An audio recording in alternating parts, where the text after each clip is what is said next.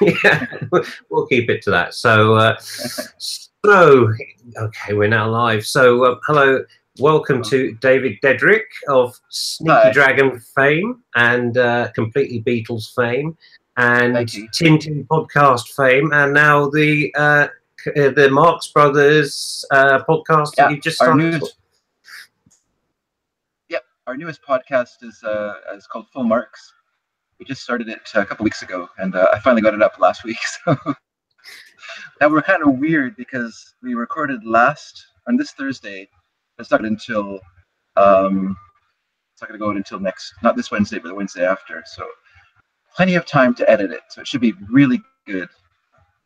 So you're going to go with that tight 1 hour concept that you went with for the Completely Beatles. Is that the one?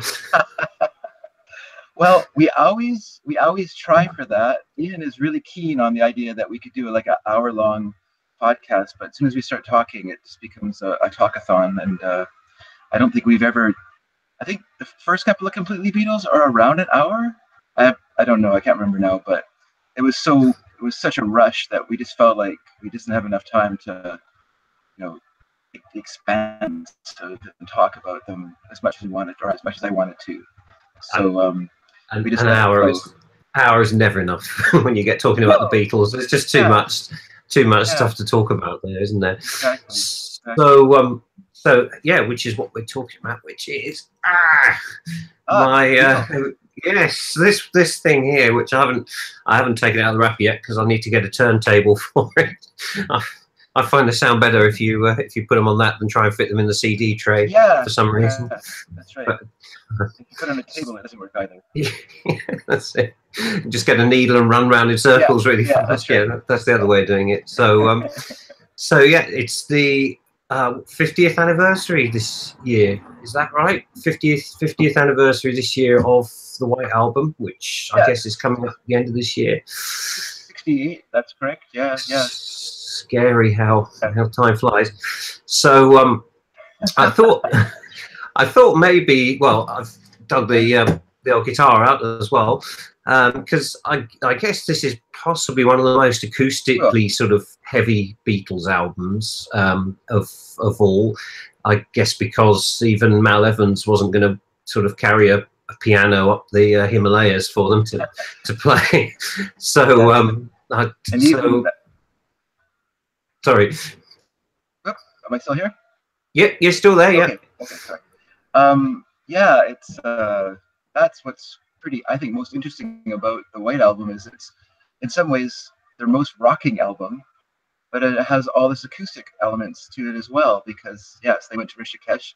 Now they could bring where their little, not little, but their Gibson, I guess Martin D6s or whatever they were, D12s, something like that. And they brought them there and learned a whole new picking style from Donovan. Donovan taught them a different tuning style, so they were tuning the guitar slightly differently, so gave them a new way of making chords, and that was really exciting for them because what the Beatles thrived on was the idea of accident so when they had mastered their guitars, they moved to writing on piano because they could make more mistakes and make more interesting things, and they could kind of come upon songs. And then once they kind of got better at that, the idea of like giving this new tuning to create more accidents as they were playing, and they became they really prolific. Also, they stopped using drugs, particularly John, and he got off LSD, which he'd been taking daily, steadily through much of the end of Revolver, through all of Sgt. Pepper, all of Magical Mystery Tour, and he came there with a kind of a clear head, and it really opened up his writing. So I think that was helpful too. Yeah, definitely. I thought it might be maybe interesting just to talk a little bit about their guitar techniques as well, being as this is kind of a guitar-y themed sort of. You talk about that. Okay. Well, I was going to start with Paul because I saw quite an interesting interview with him where he was talking about when he and George, when they were living in Liverpool and they used to go to parties, they'd take their guitars with them. And there was there's a piece by Bach called Bore, which is sort of one of those kind of classical pieces that everybody sort of tries to play, which is, it kind of goes, that sort of, that piece, if you've ever heard it. And it was one that he and George had kind of worked out how to play at the beginning of this bit, and they take along and play it, you know, to impress girls, you know, hey, this is like classical music, you know, we're like proper musicians and all that. And it's kind of interesting because it's got this descending sort of bass part and then a treble bit that goes in the opposite. You know, so you get this kind of two-part harmony going on. And you already hear Mother Nature's Son. Sorry? Mother Nature's Son. You already hear Mother Nature's Son, yeah. Yeah, but and even earlier than that, because in you know, in Yesterday you get that sort of.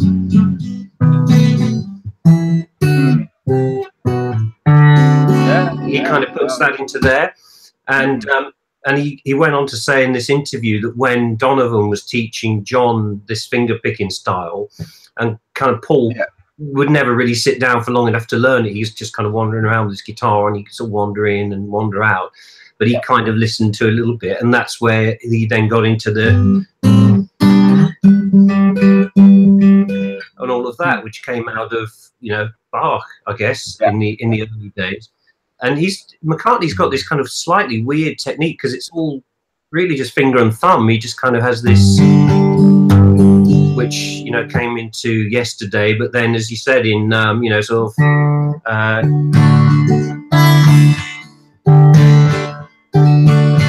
and all of that, you know, and you get that sort of all that stuff going on in Mother Nature's Son. It's all still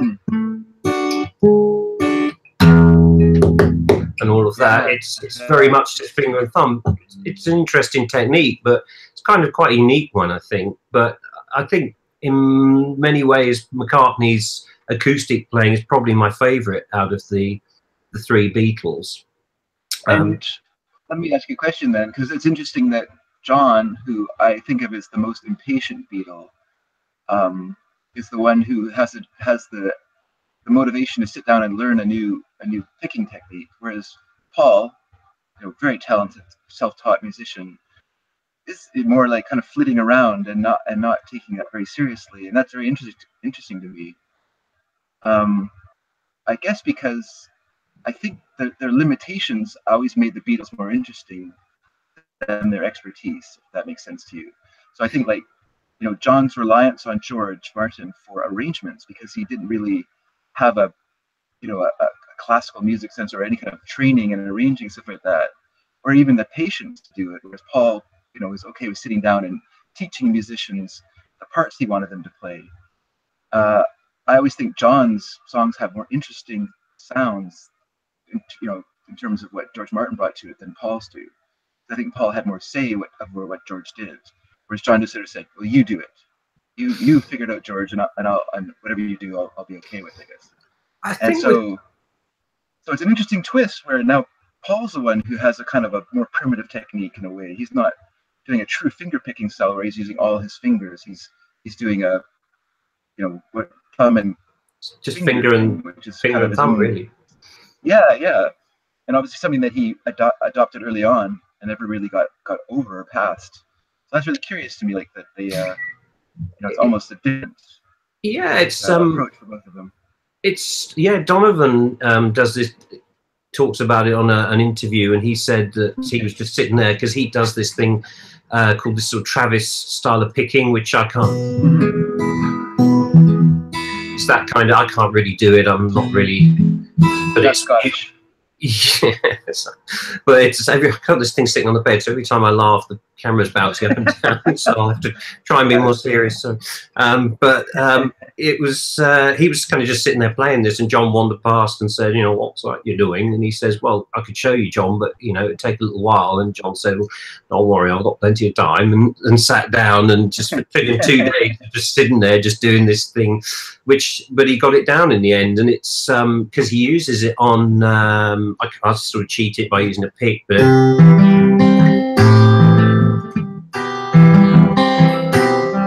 sort of like that. For Julia, he does that picking pattern on there, and it's more or less the same one that he does with, but he uses like a drop D tuning where he drops the bass string down for the That's also yeah. For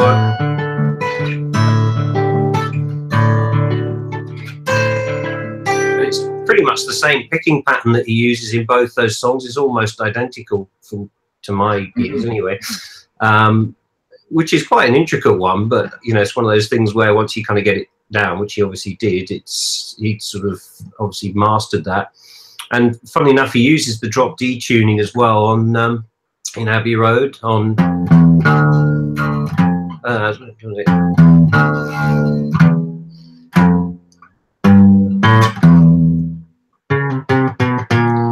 one, you know, it's where you've got the whole fade out on She's So Heavy.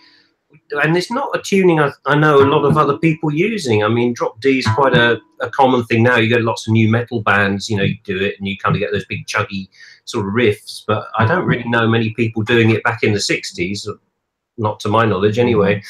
But yeah, that was, I mean, John in a way was kind of more technically proficient. What's that, sorry? Well, in that sort of respect, I guess in a way, John was a bit more technically proficient, I think, in terms of his finger picking style. Yeah, that's interesting to me because, like you know, Paul is someone who seemed to be able to master any instrument. He set his mind to, you know, oh, we need a recorder for this song. Well, I'll figure that out. You know, oh, I can the hill, and whereas John, you know, his piano playing is pretty basic, you know, and it kind of led to his style of music, you know, where it wasn't as, you know, expansive as Paul's. It tended to kind of circle around. He had a chord he liked, and he kind of circle around it and use that for a little while, then maybe progress up a little bit and keep kind of going. Whereas Paul tended to have these big leaping sort of melodies. And it's interesting the different styles they had. I think Paul had I mean, he seemed to have a very kind of an ability when he write a song, he'd just have a very clear image in his mind of that's how it's going to sound. And with John, he would seem to spend quite a long time kind of grappling around trying to get what he was after, and just go off in completely different directions, and still didn't really seem to know what he wanted when he got to the end of it. Whereas with Paul, it was like a light bulb. It's like, well, it's obvious it's going to be that. You know, he seemed to be more intuitive, maybe, in that respect. Yeah, and it's interesting too because the White Album, they changed the recording style when they recorded. You know, they did record more when they recorded, you know, Revolver and Sgt. Pepper and whatnot, but they spool back the tape and then record over the rehearsals. So we've lost all that interesting material, or a lot of it, and then take the actual takes. Whereas when they recorded the White Album, they just let the machines roll, and they would, you know, like Not Guilty, which is George Harrison song, is 105 takes. That's a lot of takes of one song, especially when you don't even use. And then they scrap it. Whoa, bouncing again. Yeah. And so it's just interesting that I mean, maybe, you know, it might have been Revenge for Obla-Di Obla-Da, I don't know, but it's interesting that so you have this different take on it, and I guess that allowed for these long, like, you know, 55 takes, I think, to get Happiness is a Warm Gun, but that was more complicated because they played it live in the studio. I think there was only one edited it. So I think it was a different approach as well, in that on the earlier albums they would rehearse and then come into the studio, and it's kind of more disciplined, whereas for the White Album they kind of just rehearsed in the studio. The takes were the rehearsals, and they just keep doing them until eventually they got one they liked. Which is, I guess they were able to do that because CMI owned the studio, so it wasn't like they were paying for the studio time by the hour. It's kind of they would have been part of they would have been charged for it, because EMI would be losing money by not by allowing the Beatles to monopolize their studio facility. But they were so successful, it wouldn't really impact on them noticeably. Whereas if you were like a new band, or like the Zombies who did Odyssey and Oracle after Sgt. Pepper, you know, they had like a $2,000 budget you know, and they were really lucky that there was, or £2,000, I should say, budget, and so they were lucky that there's all these instruments lying around after Sgt. Pepper that they could use for free. They didn't have to rent the instruments and things, so kept their budget down, and they were able to do more. But yeah, the Beatles just, they were so powerful and such a, you know, they were allowed to. But I'm pretty sure that EMI in some way must have charged them, because I can't imagine, well, we just want to let anyone use for 3 months while the Beatles record all day long into the night, or maybe because they recorded so late, they were like, that's okay, we'll have people in the day, and you guys record from 2 in the morning till 6 in the morning, whatever. Right, and I guess they didn't exactly have that great a contract with EMI, as I recall. I mean, no, it was sort of financially wasn't the best of deals. But they were so successful that it didn't really impact them in a way, because, you know, if they wanted money, it was there. It just wasn't as much money as they could have got, you know, that. So less than the Rolling Stones, even though the Stones didn't sell as many records, supposedly. Yeah, but on the other hand, the Rolling Stones lost their entire catalog of the 60s catalog to Alan Klein. So, you know, he did negotiate a better rate for them, but he also took their music away from them. So right, there's 6 of one, half dozen of the other, I guess. Yeah, it wasn't great, but and I guess the other thing with the White Album is it's when George starts getting back into the guitar as an instrument rather than the sitar, because he's kind of realised that he's never going to be a great sitar player. He could spend the rest of his life studying it, and he's never going to be Ravi Shankar. But so he kind of thinks, let Ravi Shankar do the sitar, and I'll stick with the guitar because I know what I'm doing with that. But and that's an interesting thing. I know people don't like Albert Goldman and his John Lennon book because it's very scurrilous being Albert Goldman. But I think some of the things he says musically are interesting. And one of the things he talks about is George's guitar playing went seriously downhill while he was trying to learn the sitar. He stopped practicing his guitar, and he wasn't, you know, because the sitar takes a lot of dedication, and so he wasn't noodling around on his guitar, and his skills kind of went downhill. And Paul had to sort of step into the breach and do a lot of the guitar playing. Well, George was doing, you know, he just wasn't up to snuff, and he admitted that. And I think that's interesting too, that George had to like sit down and kind of woodshed and get back to get his skills back. I mean, he was a person who, you know, practiced till his fingers bled when he was a kid learning the guitar, and you know, to kind of lose that skill a little bit. On the other hand, you know, he did bring like a fresh take to the guitar. He had like an Eastern style. He kind of brought a sitar style to the guitar playing. And then, you know, he developed that interesting slide technique, you know, just because it's like, well, might as well learn something different. So I'll learn to do slide guitar. And so we get all that great slide technique that really informs his solo work. But also, I think that's when he really found his voice as a guitar player. Especially when he started combining a wah pedal with the slide, and that just there's nobody else who sounds like that. I mean, that's just totally George. Sure. Yeah, you're right. But because it's interesting as well. On I mean, I don't know a lot of his stuff, but I mean, it's interesting when he uses the capo on the guitar, which he puts it on for Here Comes the Sun, because you get that really. It's almost like a kind of mandolin-y kind of,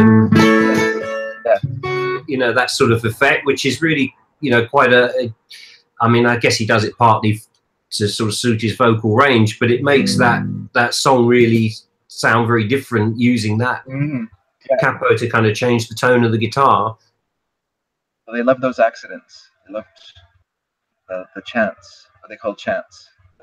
You know, there's these little happenstances that would occur where, you know, just that little bit of, you know, synchronicity, like the cluck of the chicken matching the squawk of the guitar, and you know, the transition from Good Morning to the Sgt. Pepper reprise, and that weren't intentional, but it worked out. Like, oh, this alarm clock works, or whatever, you know. The alarm clock, I was just going to say, at the end of the Mal Evans counting, and woke up, fell out of bed, and there's the alarm clock right on there.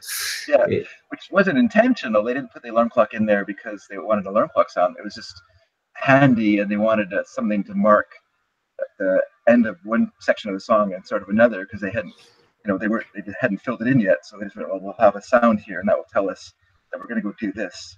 So what do we have? Oh, I have an alarm clock. Ring. Now we know. And then when it happens, we're like, oh, that's good.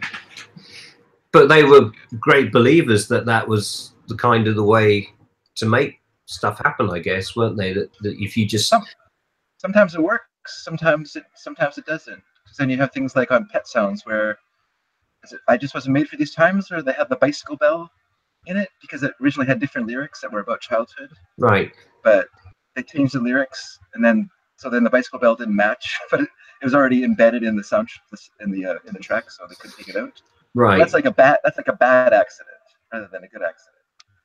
Yeah, sort of they seem to work out better more than not, I think, for the Beatles for whatever reason. I mean, they were just lucky. Through the entire 60s, they had luck on their side. Yeah, and it's I think one of the other things that's sort of interesting about the White Album is the mixing of it, because it's I mean, on this album they really start segueing the songs together a lot more, and rather than having a kind of traditional sort of few seconds divide and then the next song and they're all individual, they start merging songs together into, and that's something that then keeps going into Abbey Road and Let It Be, that they keep doing, which is a sort of interesting things. I hadn't really thought about it before, but the White Album is where they really begin sort of crafting. Well, yeah, but those had no speed, had no reels between the songs. But yeah, it's not as unified as, you know. So you have sections like "Cry Baby Cry" merging into that little segment of "Won't You Take Me Back," and then into "Revolution 9," and then into "Good Night," and it all kind of flows together really well. And the jet engines from back in the USSR going into Dear Prudence, isn't it? Yeah. So it's an interesting, because apparently it was a 24-hour mixing session for the White Album. So I've read. Well, as usual, it's so weird to think of with the Beatles or with how we live now, but they actually had like deadlines to their albums. So, that album had to come out for this time of the year, for Christmas, so it's probably, I think it was the near Christmas release, White Album. So, they wanted to get it out for the Christmas sales. So, they had a hard deadline. So, but typical of the Beatles, they took it to the last minute. And then the 24-hour mixing session, which is pretty amazing because it's impressively mixed, but it's also impressively sequenced. To meet and it just made both of songs allowed for made it easier to mix and match. There were like themes to it, like there's a lot of animal songs together, and so George Martin kind of grouped things together in his mind. And I don't know who was in charge of the sequencing, but yeah, you get interesting other accidents, like at the end of Bungalow Bill, where John says, "Hey up," and then it goes right into "My Guitar Gently Weeps" with that guitar bit, and it just works somehow. It just works so perfectly. It's like, well, they must have done the A up for "My Guitar Gently Weeps," but no, he did it at the end of Bungalow Bill, having no idea it would be in front of "My Guitar Gently Weeps," and it just works so perfectly. And so, yeah, it's a very well sequenced album. So, big question. Of course, the George Martin always said he felt it should have been a single album, that it was a mistake to make it into a double, that there was too much filler stuff on there. What do you think about that? Do you think they should have just taken the best bits out of it and made it a more condensed album? Well, sure, but are two people ever going to agree on what are the best bits of that album? Like, I think what makes that album so great is that a weirdo like me can love Savoy Truffle, whereas other people give that song very short shrift. And and most people would be like, well, if we're gonna do it into a single album, we'll take off Savoy Truffle. And I'd be like, what? We can't take off Savoy Truffle. That song's so great. So, or whatever, everybody's got something to hide except for me and my monkey. That song rates very high in some people's lists, very low in others. So I think what it is fantastic. And in fact, Savoy Truffle is a good analogy of the album, that it's a box of chocolates. And I hate the I hate the coffee chocolates. So I don't want to eat those, but other people love the coffee chocolates, and they want those coffee chocolates. So it was it's an album for everyone. And it was Eric Clapton, I think, wasn't it? Who, because he was basically living on chocolates at the time, and yes. George basically wrote down the list of all the chocolates off the inside of the lid, and that was pretty much the lyrics for the song. I think that's the story I've heard, anyway. But yeah, no, it's brilliant. I love it. I think I'm really glad that they kept it as it was, and I think its diversity is what makes it great. You've got so many different styles. I mean, you've got rock, you've got blues, you've got ska, you've got sort of music hall kind of old time music hall-y stuff. You've got heavy metal. You know, some people consider Helter Skelter to be the first heavy metal track. Maybe. It's more of it.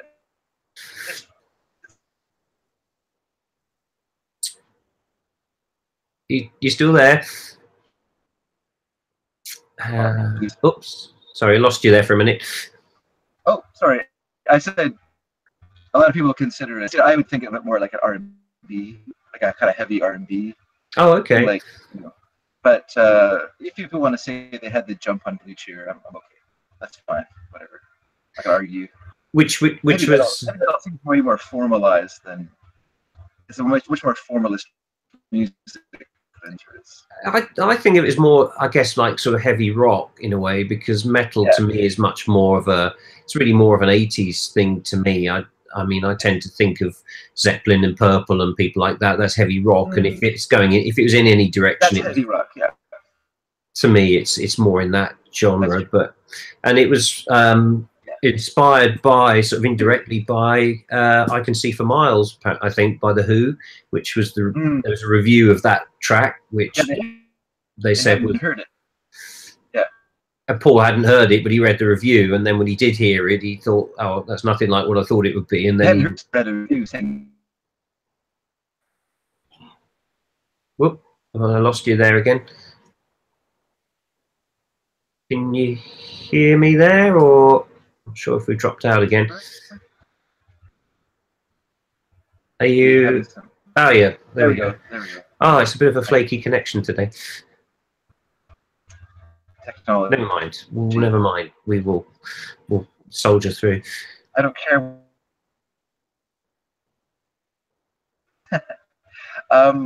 Yeah, it's funny that you say because I was sort of get upset when people, not upset, but it always makes me peevish when people call Led Zeppelin heavy metal or something.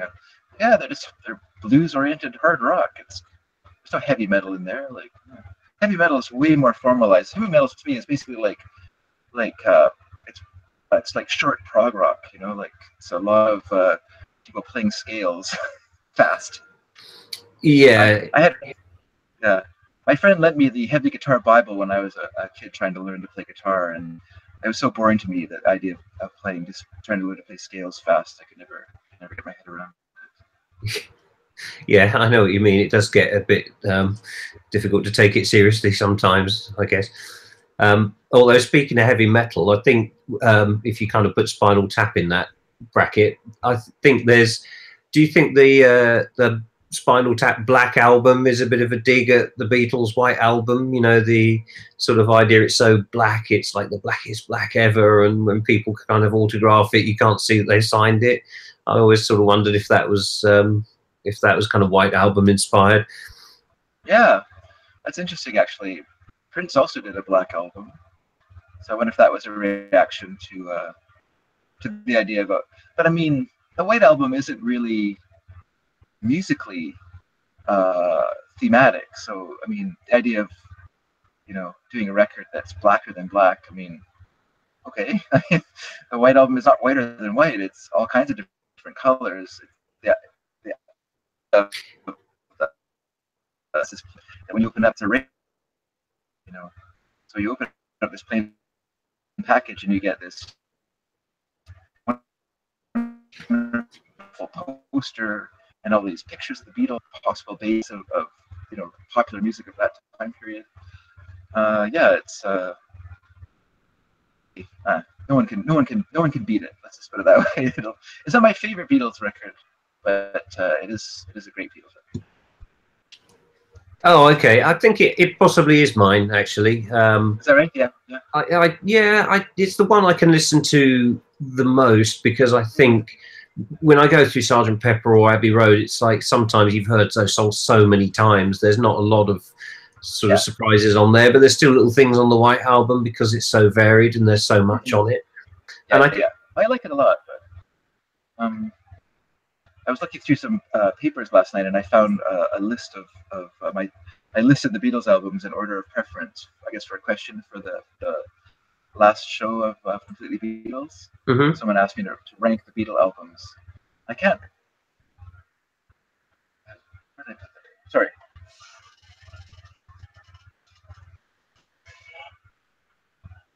I found this big pile of papers, so it's somewhere in here. Oh, here we go. Where did I rank Beatles? Oh, it was number 3 for me. Okay. Cool. So I'm guessing Revolver was number 1. Revolver's number 1. You're right. Yeah. Revolver is kind of a special case because my first Revolver was the American version of Revolver that left off and Bird could sing Dr. Robert and I'm Only Sleeping. And so when I bought the CD and it had those songs on it, it was so amazing to hear those songs that it kind of like changed my idea of that album and kind of put it in a kind of special place for me. It's hard to explain. It's also, a very. It must have been a handy list of who sang what on it, and that was the first time I learned which Beatle was which when they were singing. Because before that, they all sounded the same to me. Okay, it must have been a very kind of Paul-heavy album, the American version of it. Yeah, it was it was all Paul, and then George. It had She Said, She Said, and what other song by John? I guess that's it, really. What other song by John is it that I'm missing? No. My second one is Magical Mystery Tour. Okay. Which is because I still sort of think of that as a double EP, really, because that's how I first saw it. And of course, I'm in North America where it was released as an album with Strawberry Fields and Baby You're a Rich Man. And so that, but even the EP, I think is a great thing. Plus, it has my favorite song on it, so it has to rate the rank of the song, which is I'm Yours. Well, of course, right. Yeah, it's fine. I've never kind of I sort of struggled to think of it as an album just because it was kind of half an album with half a sort of other bits and bobs that they kind of filled it out with, really. But I suppose when you look at the actual songs that are on it, it's got a pretty amazing selection, really. Oh yeah, there's another great record that came out in North America that Alan Klein had put together, which was called Hey Jude, and it basically collected all the singles and B-sides that hadn't been released yet. So it had Hey Jude, and Old Brown Shoe, and Lady Madonna, and The Inner Light, and Ballad of John and Yoko. It's a fantastic record. Like, it's just a fantastic record. Because it's just all the singles and all these great late 60s B-sides. And I think some earlier stuff too that hadn't for some reason made it onto a record. And it's so good, and I wish they put that out. They put out, like when they put out the American, because they put out a box set of the American albums here. I don't know if they came out in England, but excuse me. So it had all the American, they took songs off of the British albums and then would collect enough singles and B-sides and stuff, and then they would create basically they'd make 2 albums into 3 albums, and they would keep doing that, and they'd only have 12 songs on them, and they'd do that way. And so they put that out, but they didn't put out the American version of the White Album, which was slightly different in terms of the mix here in North America, and they left off Hey Jude, that collection. And that always peeved me. They would have put that in there because it's such a great album. The Hey Jude album. Yeah. It's the one with the picture of them. They stood out. This last photo shoot with John with his big black hat and everything. Yeah. I have seen it. Looks so unhealthy. Yeah, he wasn't in good shape, was he, at that time? Definitely. So, so if we kind of could go maybe through it and just pick out a few of the tracks. I mean, back in the USSR, so this is a sort of Chuck Berry inspired song, apparently based on Back in the USA, and through the Beach Boys too, I think. Sure. And it's kind of like a satire, really, I guess, isn't it? Sort of pastiche of, let's take the idea of a kind of Beach Boys song about sun and surf and Californian babes, and let's put it in the Ural Mountains with balalaikas and, Russian girls.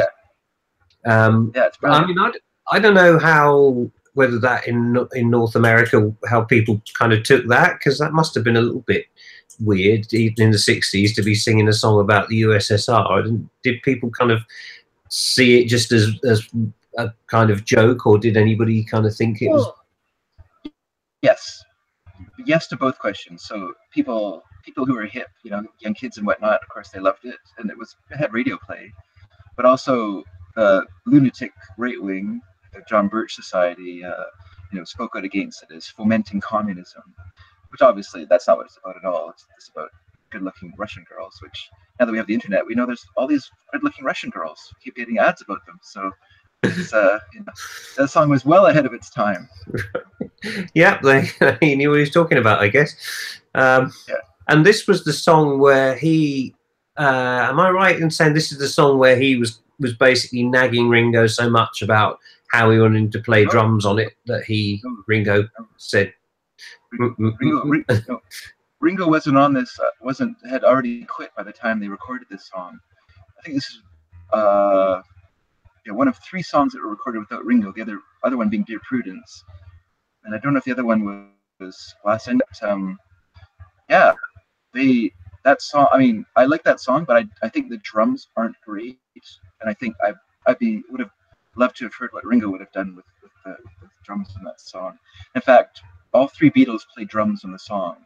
They had to overdub drums 2 more times on top of Paul's playing to get a semi-decent drum sound to the song.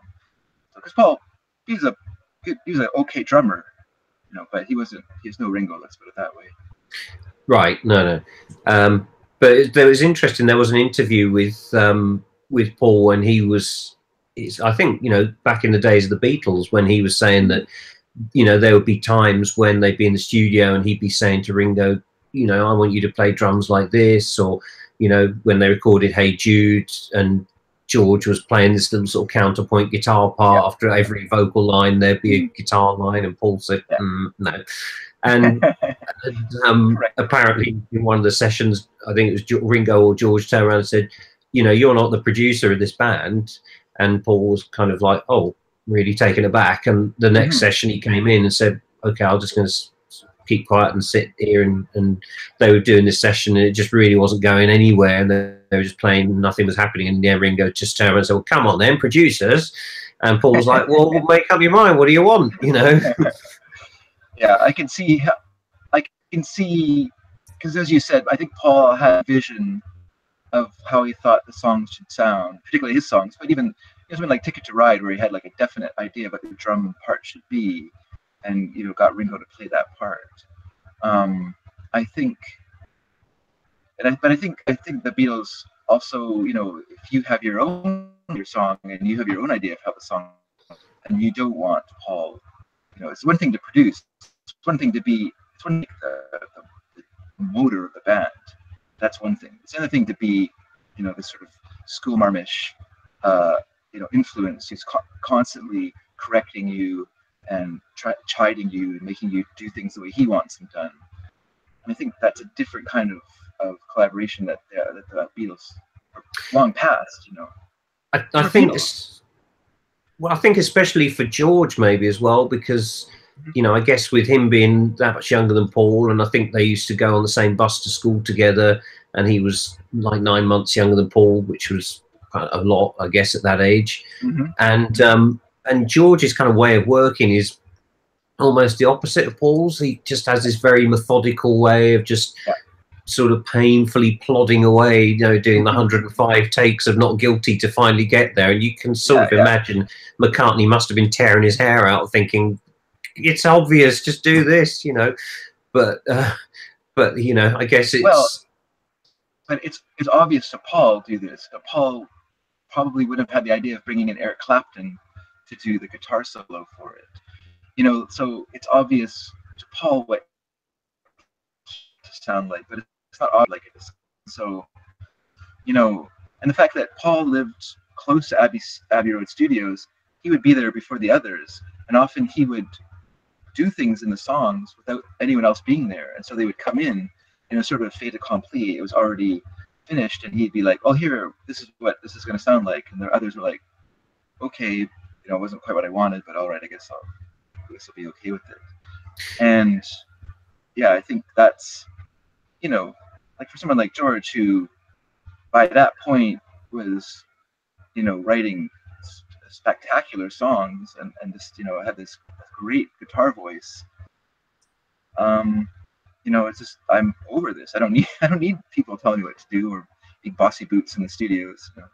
Well, apparently, I read on in Eric Clapton's book that he said, because he used to, George used to give him a lift into London when they were travelling in, because they lived near one another, and George picked him up and was driving in and saying how depressed he was with recording the White Album.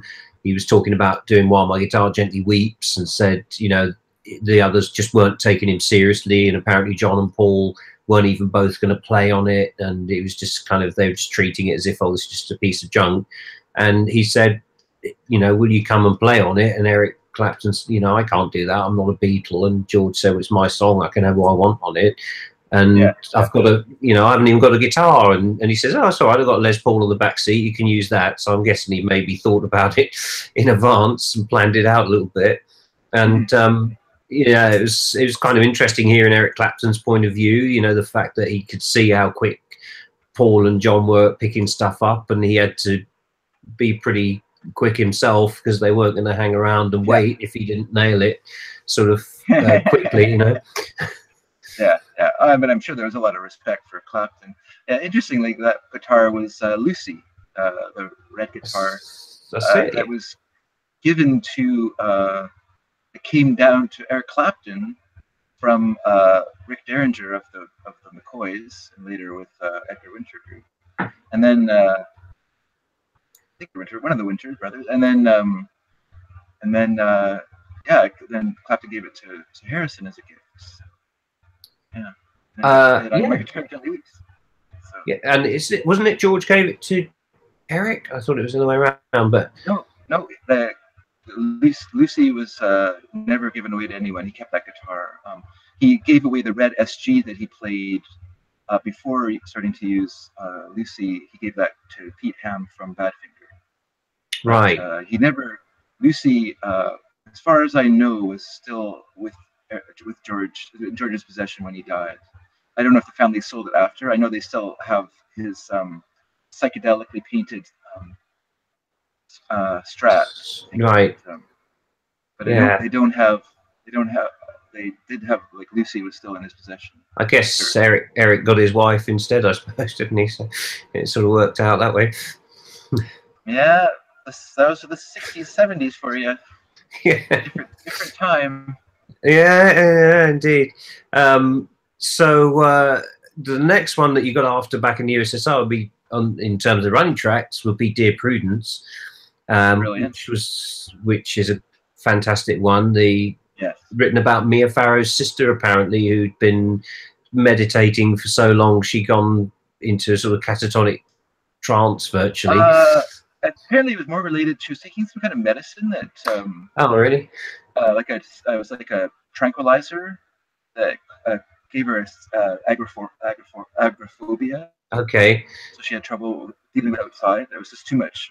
I guess there's just too much information she was getting, and so it was causing like panic attacks. It's not a good thing to have in the Himalayas, really, is it? Okay.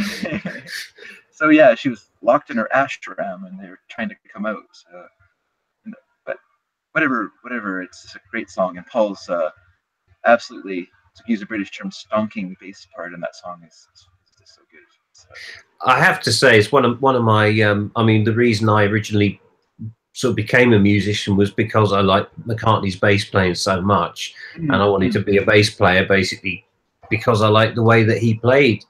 And you discovered that girls don't like bass players much. Well, yeah, there's that. But it's interesting because with his with his bass playing, he does stuff like even on kind of some of the early things like All My Loving, where he's doing this sort of well, that one anyway. You know, the bass line, where it's just this walking bass line. Actually, I didn't reach you my guitar D. That'd be why. But he does this amazing sort of walking bass that's just going all over the place. Even in the solo, he does this sort of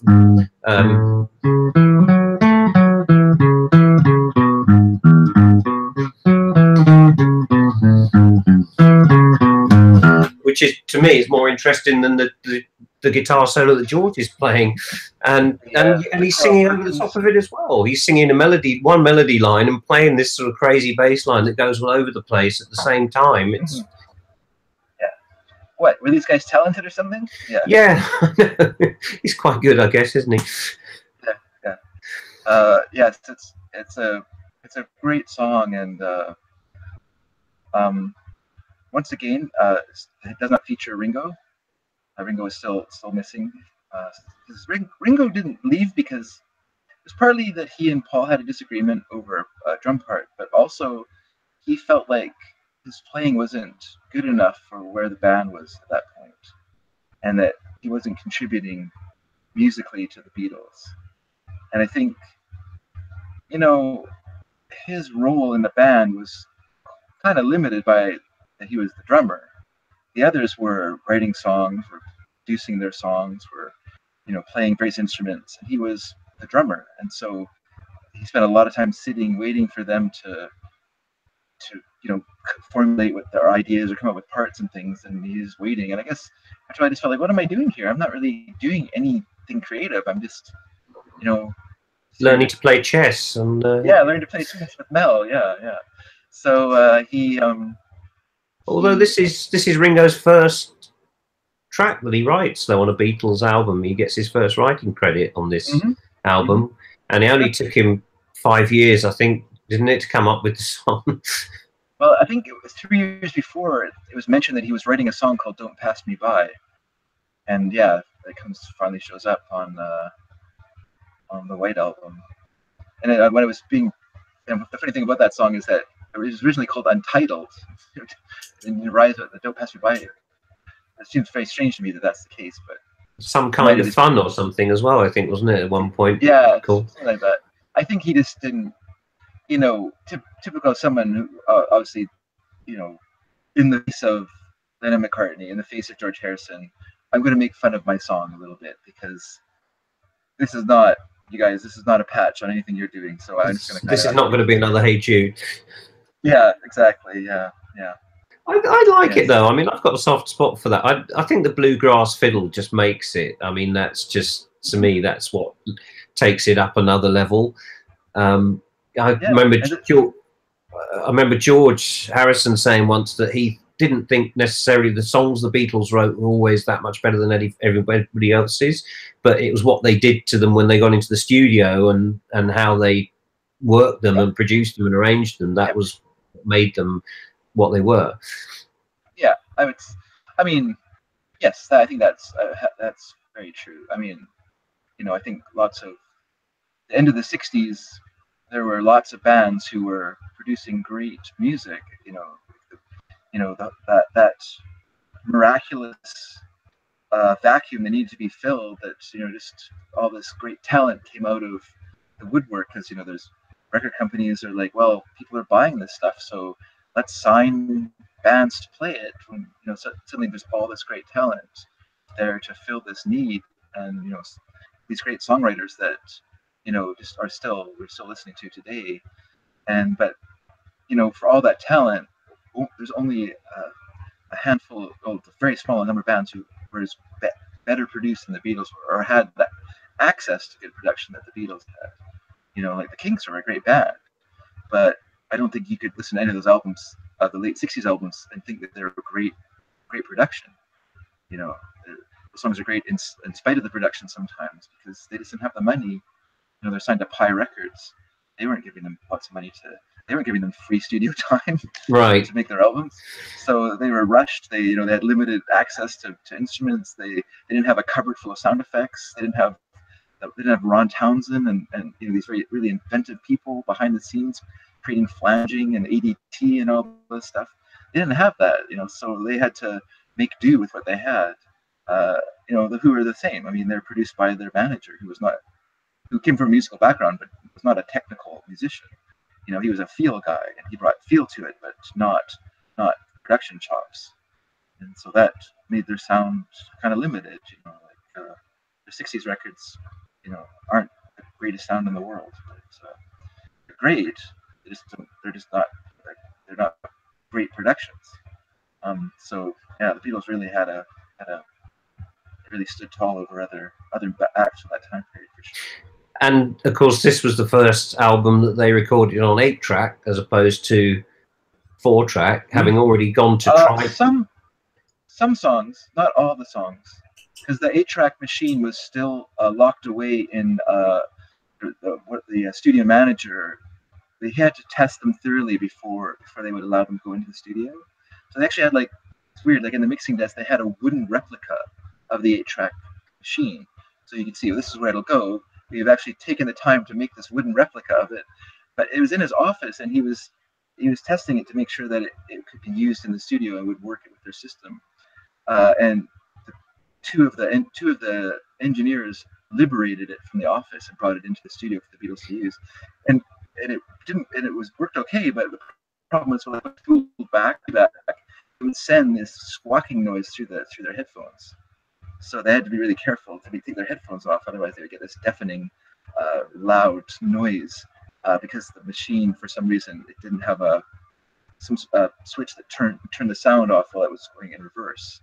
So, you know, that's why they were being tested and why it hadn't been introduced in the studio yet. But because apparently they went to Trident Studios because that had 8-track, and then they found out that Abbey Road had an 8-track as well, but it was just locked away in some guy's office. That's right. That's why they recorded "Hey Jude" there, because they wanted a big orchestra for it, and they didn't want to go through the need of recording it twice, having to overdub the musicians to create a big sound, because they could, you know, they didn't have enough tracks. So this allowed them to have, even though Trident was this long, narrow room, they were able to stuff it full of the orchestra for "Hey Jude." And probably that took away a lot of planning, because you didn't have to bounce tracks down and lock yourself in to a decision right away on what your rhythm bed was going to be, you know, like, because once you started bouncing tracks down, they're lost. You couldn't go back in and take them apart. It wasn't Pro Tools. Once you squish together 4 tracks into one, open up room for vocals, you were locked in. You couldn't go back in and go, you know, that bass isn't that great. Right, which I guess is part of the reason why they didn't kind of rehearse it and then go and record, because they didn't need to just record a kind of backing track that was going to be locked. They could just rehearse it as long as they wanted. And there are other factors. There's other factors too, like, you know, George Martin had lost a lot of power as a producer.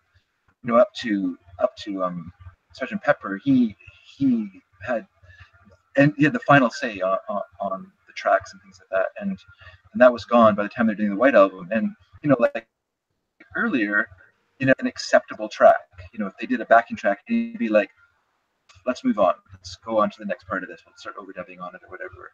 And the Beatles couldn't really go, well, you know, I didn't really think you know, the drums were a little laggy or whatever. He's like, oh, it's good enough, don't worry about this stuff. And so when they got to White Album, you know, they're just like, well, we can rehearse until it's perfect, you know, as much as perfection matters in music, which is not at all. They were able to, you know, they just, you know, could be a little more self-indulgent. And I think the amount of tracks they recorded was probably not that necessary. There probably were acceptable earlier versions of stuff, but they just carried on trying to reach some sort of imaginary perfection. I think if there were differences there, it was maybe differences only they could hear. Like nobody else was probably going to notice the difference between track 98 and track 43 of whatever they were doing. Have you ever listened to Brian Wilson's tracking sessions when he's sounds or things? I haven't. Is it? I can imagine it. Is it a sort of descent into kind of mental collapse sort of thing? Oh, no, it's really interesting. No, it's really interesting because he has such command over what they're doing, and he can hear such subtle things. You know, he'll have them playing, and basically they played off charts that were very kind of vague. You know, he'd give them the chord structure of the song, and then they would create their parts from that. The session musicians, but he could, you know, he knows what he wants, and he can hear when they kind of veer a little bit off of it, and he'll stop them. And you listen to it, and you're like, that sounds the same. I don't. What is he hearing? What is he hearing here that I'm not hearing? But he can hear the subtle difference in this group of 12 musicians playing in, you know, three of the same guitar parts, whatever, together. And because he would do kind of like a variation of the wall sound, so he'd create kind of new instrument sounds instead of through effects. He would create them through stacking guitars together to Right. different sound. And so yeah, he could hear these little subtle things that are lost on me. It's one of the things McCartney said he always liked about that album was the arrangement of the instruments and how clever it was. Yeah, and it was one of the big inspirations for Sgt. Pepper was that album. Well, you know, Brian Wilson was a person that he would veer away from the accepted chord sequences. You know, so you know, rather than go through, you know, a chord progression, he would get to a point where you're like, oh, it's going to go to this, and he'd go, nope, it's going to go here, and this little subtle change, and you're like, oh, what a brilliant idea. That's really what he brought to it. And I think that kind of was freeing also for the Beatles, this idea that, oh, you know, here's a different idea where we can kind of veer away from these kind of accepted kind of musical cliches almost. Yeah. I mean, they were already very good at bucking at cliches, but I mean, there's yeah, you play your part. There's well, no, I was just going to say, because you just reminded me on Mother Nature's Son. Yeah. And it just finishes on that D7. Yeah, that's right. That's right. Why would you finish it on a D7? It's such a weird chord, but it just somehow it works. Exactly. You know? I think that's a little bit of Brian Wilson coming out there. Somebody who, you know, who play. It's interesting, different people's writing styles. There's a new documentary of XTC out. It's available here in North America on like one of the kind of, I have like a cable movie channel, and in their it's, you know, in their rotation, and it's interesting because Andy Partridge, he writes accidentally, like he'll play his guitar looking for weird chords, and then when he hits one that sounds interesting to him, and he'll start to kind of play it, sort of work around it. And then he writes by visual. He has visual associations to sound. And so while he's playing this chord, say he's playing Senses Working Overtime, he's playing this little weird thing. He's like, this sounds like peasants working in a field. And he'll start to write around that sound vision of the song, and he'll start to work it out. And it's really interesting. You're like, curious, someone who has synesthesia, how they can write a song that's different than how someone else might write a song. That's a very interesting approach, I must admit. Because I mean, apparently John Lennon once said to George Martin, you know, I want this song to sound like an orange as a piece of musical direction, which I guess maybe being Johnny might have been on some sort of herbal pick-me-up or something at the time. But at the same time, you know, you're saying to someone, I want this to sound, you know, how does an orange feel in your hand? You know, or how does an orange taste to you? So this idea of this refreshing, slightly sweet, but a little bit of sour to it. You know, so he's got these ideas of what he wanted it to have. You know, so, you know, whether it was the texture of it or the taste of it, those are evocative ideas. And the fact that George Martin, you know, was also so talented that he, you know, I would never agreed, as someone said to me, well, George Martin made the Beatles. Well, that's not the case, but he certainly facilitated who the Beatles became. Yeah. I think there could have been, you know, if they had passed their Decca audition and not had George Martin, we may not have anything nearly as good as what the Beatles became, because they would have had a producer who's maybe like, you know, stood in their way rather than open the door for them to walk through into this sound world that he had access to through his training. You know, and so through doing stuff like the Goon Show and the kind of comedy records that he did, he had a different kind of musical background.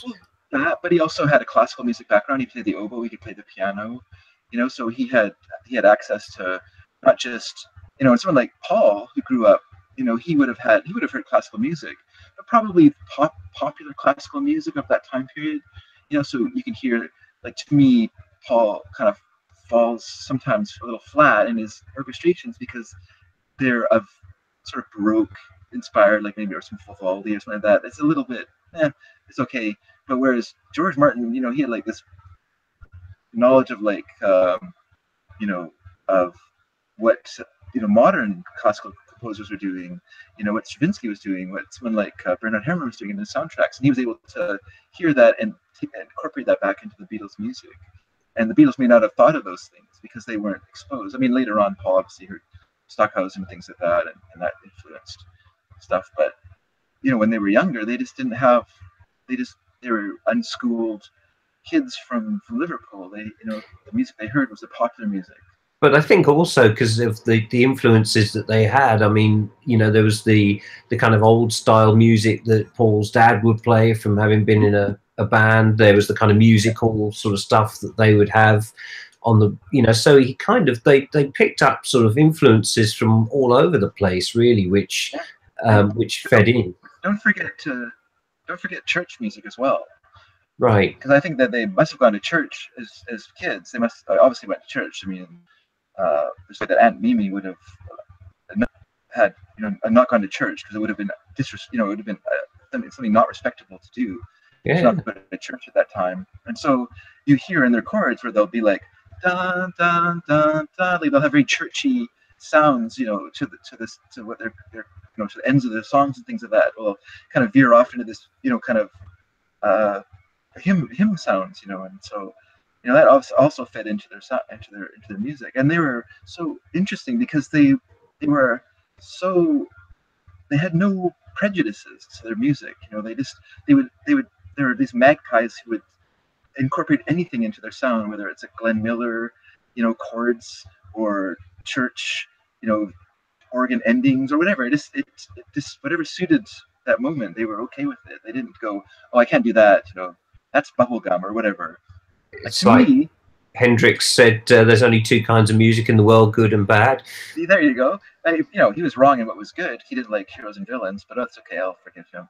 But he, you know, like, so like to me, a little while ago, I was doing a lot of research on bubblegum music. Because I've a little challenge that we've set on Sneaky Dragon where I'm doing these top 5 songs. And Ian had requested top 10 bubblegum songs. And so I was listening to a lot of bubblegum. But also heard, while I was doing that, I also heard Everybody's Got Something to Hide Except for Me and My Monkey. And I was like, oh, this is the Beatles bubblegum song. Like, this has a bubble sound to it. I mean, it has added elements of Beatles to it, so it changes it slightly. It makes it more interesting than a lot of bubblegum. But essentially, if you kind of like have this, you know, if you just put like that bubblegum organ to it, and to me it has, oh, so bubblegum. Here they heard bubblegum songs on the radio, right? And went, oh, that's an interesting sound. How can I fool around with that to this? You know, I think it's interesting as well because it's kind of an album where John and Paul are going in different directions as composers. I mean, apparently John really didn't like a lot of Paul's stuff and sort of called it kind of granny music, and some of John's stuff was getting fairly kind of out there, maybe by Paul's standards. And yet also, bizarrely, they could still flip round and write stuff that was like one another. Like a lot of people to this day think that Good Night is a McCartney song because it's kind of so sort of saccharine and so sort of sickly sweet. And it's quite a surprise that it's a John Lennon track because it really is. It sounds like one of Paul's.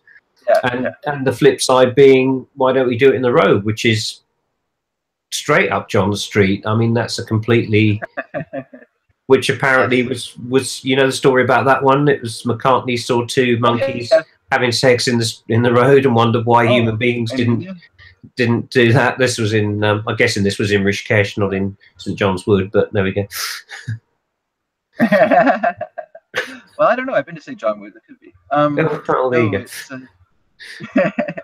No, it's and then John was really upset that Paul excluded him from the recording of Why Don't We Do It in the Road.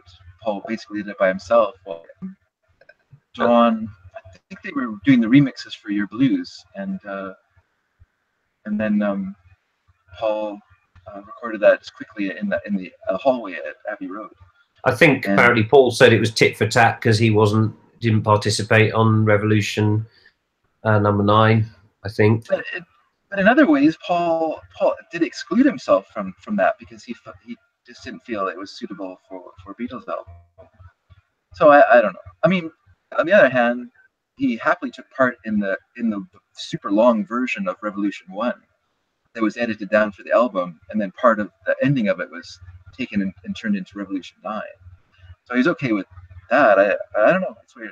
It's so hard to know because, you know, there's always an element of, you know, you want to like make yourself look cool, so you don't want people to think, oh, I didn't want to do, you know, Revolution 9 because I thought it was too out there. That makes you look uncool. So now you have to be like, well, he excluded me from it. You know, so I was in America while they were doing it. Well, why did you fly to America while they were doing it? That's the other question. You know, so there's these elements of you know, that kind of need to correct the past in your. It surprised me when I went back and read through some of the you know, Wikipedia stuff and just did a little bit of reading about Wikipedia. Why didn't you listen to Completely Beatles? There's a 5-hour long, I think it's a 5.5-hour long 2-part.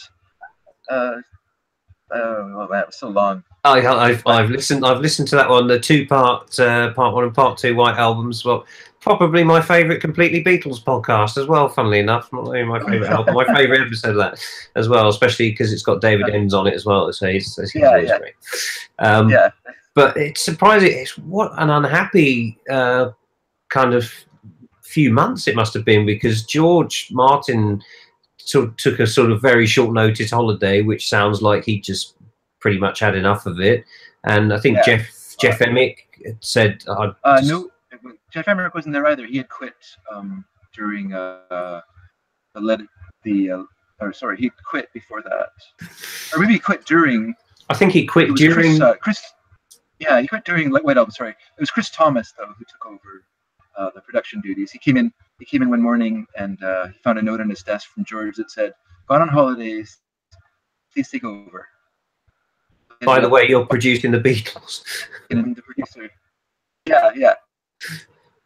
And so he had away. But I think by that point, George Martin was more kind of overseeing the technical elements of it and not have his hand as much as he did before in the music. You know, when it started, of course, the Beatles would play him a song and he would stand and listen to it and make suggestions on how they could improve it or just completely not like it at all and say, well, that doesn't cut it. So it's by this point he did not have that say. He couldn't listen to Why Don't We Do It in the Road and say, nope, not good enough for this album. No, he just had to say, okay. I think he did, because he made a comment apparently about Paul singing on one of the tracks, which Paul overheard and said, why don't you come down here and do it yourself then? They weren't too receptive, I think, to criticism at that point. Yeah, I mean, it goes to your head. Being a Beatle goes to your head. And it did it forever after. I mean, no matter how nice any of those people were, you know, they were still Beatles, and that had a special, almost sort of royal element to it. And they were not immune to taking advantage of that, or just feeling the need for that privilege. You know? How do you can't say that to me? I'm a Beatle, you know. And but it's also interesting that when you talk about the fact that the Beatles were at loggerheads or, you know, mad at each other, that then we have the recordings of John doing Julia solo in the studio, and Paul is in the control room encouraging him on to you know, because John was having trouble, you know, doing the finger picking through the whole song, and there was Paul was there, you know, encouraging him and keeping him on track. So, you know, for whatever occasional moments of friction, they've still had this deep, you know, deep emotional connection to each other as a band. All of them did. So, you know, when Ringo came back, there was a wreath of flowers around his drums to welcome him back to the studio. Right. So, you know, there was a deep love there, even if they could fight like boys. Yeah, I mean, in terms of like George's stuff on this, because we sort of mentioned it a little bit earlier, but I mean, he's really, this is the point where he's kind of really starting to blossom as a songwriter, isn't it? I mean, he's kind of gone away from his sort of Indian kind of thing, and he's coming back to being maybe more of a mainstream kind of songwriter, a Western style songwriter, I guess you could say. And yet he still gets one track per side. of an album. It's regulation, one song per side, and and it must be when, especially when you've got, you know, Revolution number 9 taking up what, almost 10 minutes or something of one side, and he must be thinking, I've got like 3 songs that I could have put on this album instead of that. Sure. And I mean, Sour Milk Sea, I think, was a great track. It's a real shame that one didn't end up on there. Yeah, I would have loved to have heard that as a Beatles song, but I think he'd already given that away to Jackie Lomax anyway by the time they were doing the White Album, hadn't he? That came out in '68 too, I think. Okay, maybe he had. I think it was around that time, wasn't it? Yeah. And I don't know if it was one that he was going to put on that. Have you ever heard Deradoon? The another one of his that he was like a sort of, you hear them playing it a little bit on the anthology, and he's strumming it on his ukulele. Yeah, no, he had Circles and a few other songs that, and obviously Not Guilty. Although Not Guilty has never really done much for me. I mean, I've even because he later on he redid it as a solo thing with, I think it's Steve Winwood playing the you know, playing an organ part on it, which is what it really needed, because of the chords being so staccato that it needs a sort of pad underneath it to kind of link the structure of it together. The harpsichord on the Beatles version isn't quite as effective, I don't think. But yeah, it's I think this song is okay. Isn't everyone tired of accusatory George songs by that point? You know, we've already had our finger pointed at him through numerous songs, so you know. He's an angry young man, isn't he? Only a Northern Song and all of that. They're all quite. They're all quite bitter, aren't they? Yeah. Don't Bother Me, and Think for Yourself, and Within You Without You. Almost all of his songs have some element of you know, you guys aren't up to much, are you? Yeah. Come on, George. What are you doing so great while you're writing songs? Yeah. This is true. It's interesting. Like, I've been kind of wondering for the last little while. Have you heard like definite rumors that they're doing a White Album like that? Well, the rumor I heard was when this was last year, when the Sgt. Pepper. That's when I heard it too. One. Yeah. And the rumor, I think this came from McCartney, was that the next one that was going to get the sort of re-release treatment was going to be a White Album, which, I mean, Sgt. Pepper sort of made sense because the stereo mix was not the good mix. It was the mono mix was the one they really spent a lot of time on. So remixing it in stereo so it kind of sounded the way that they would have wanted it to sound made sense. But this was really their first kind of full stereo album, wasn't it? So I'm not really sure. Yeah, the mono mix was the one that was done quickly and was done early as well. So you don't get the false ending on Helter Skelter because they hadn't decided to add that on yet. So stereo version is slightly longer.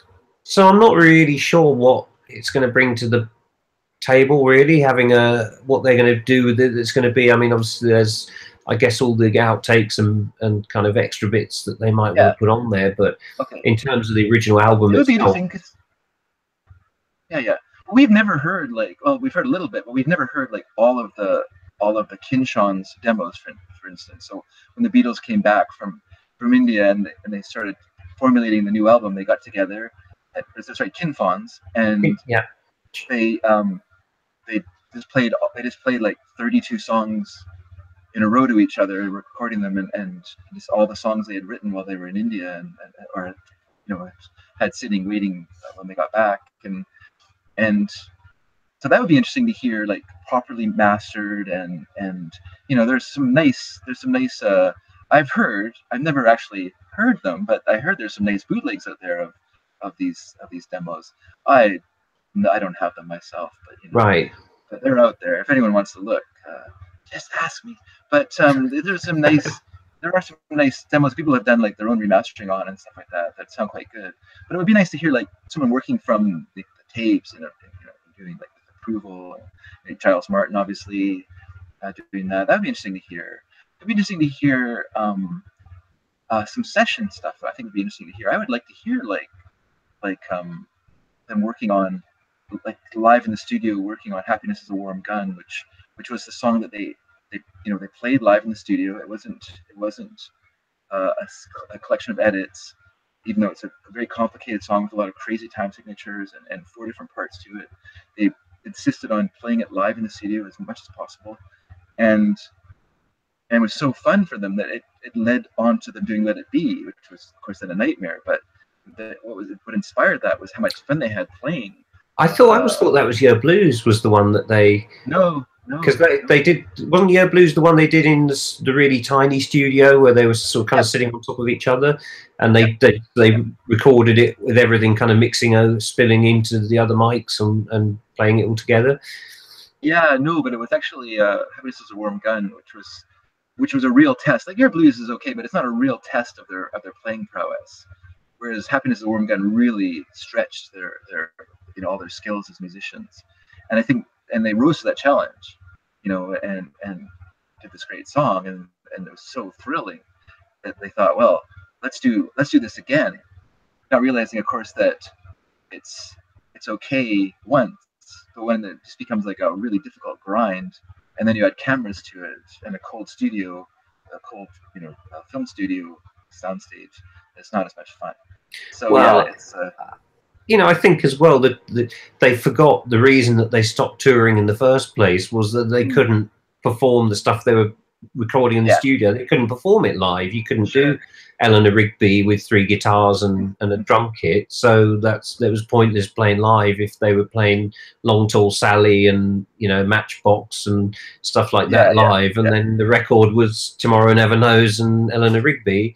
And I think in a way, when you see the sort of posters from the last tour, like the Candlestick Park tour, and it's kind of like a psychedelic poster, and you've still got the Beatles kind of in their suits with their long haircuts. It's almost like that whole Beatlemania, that sort of Beatle image is beginning to look a little bit kind of passé, if you know what I mean. For sure.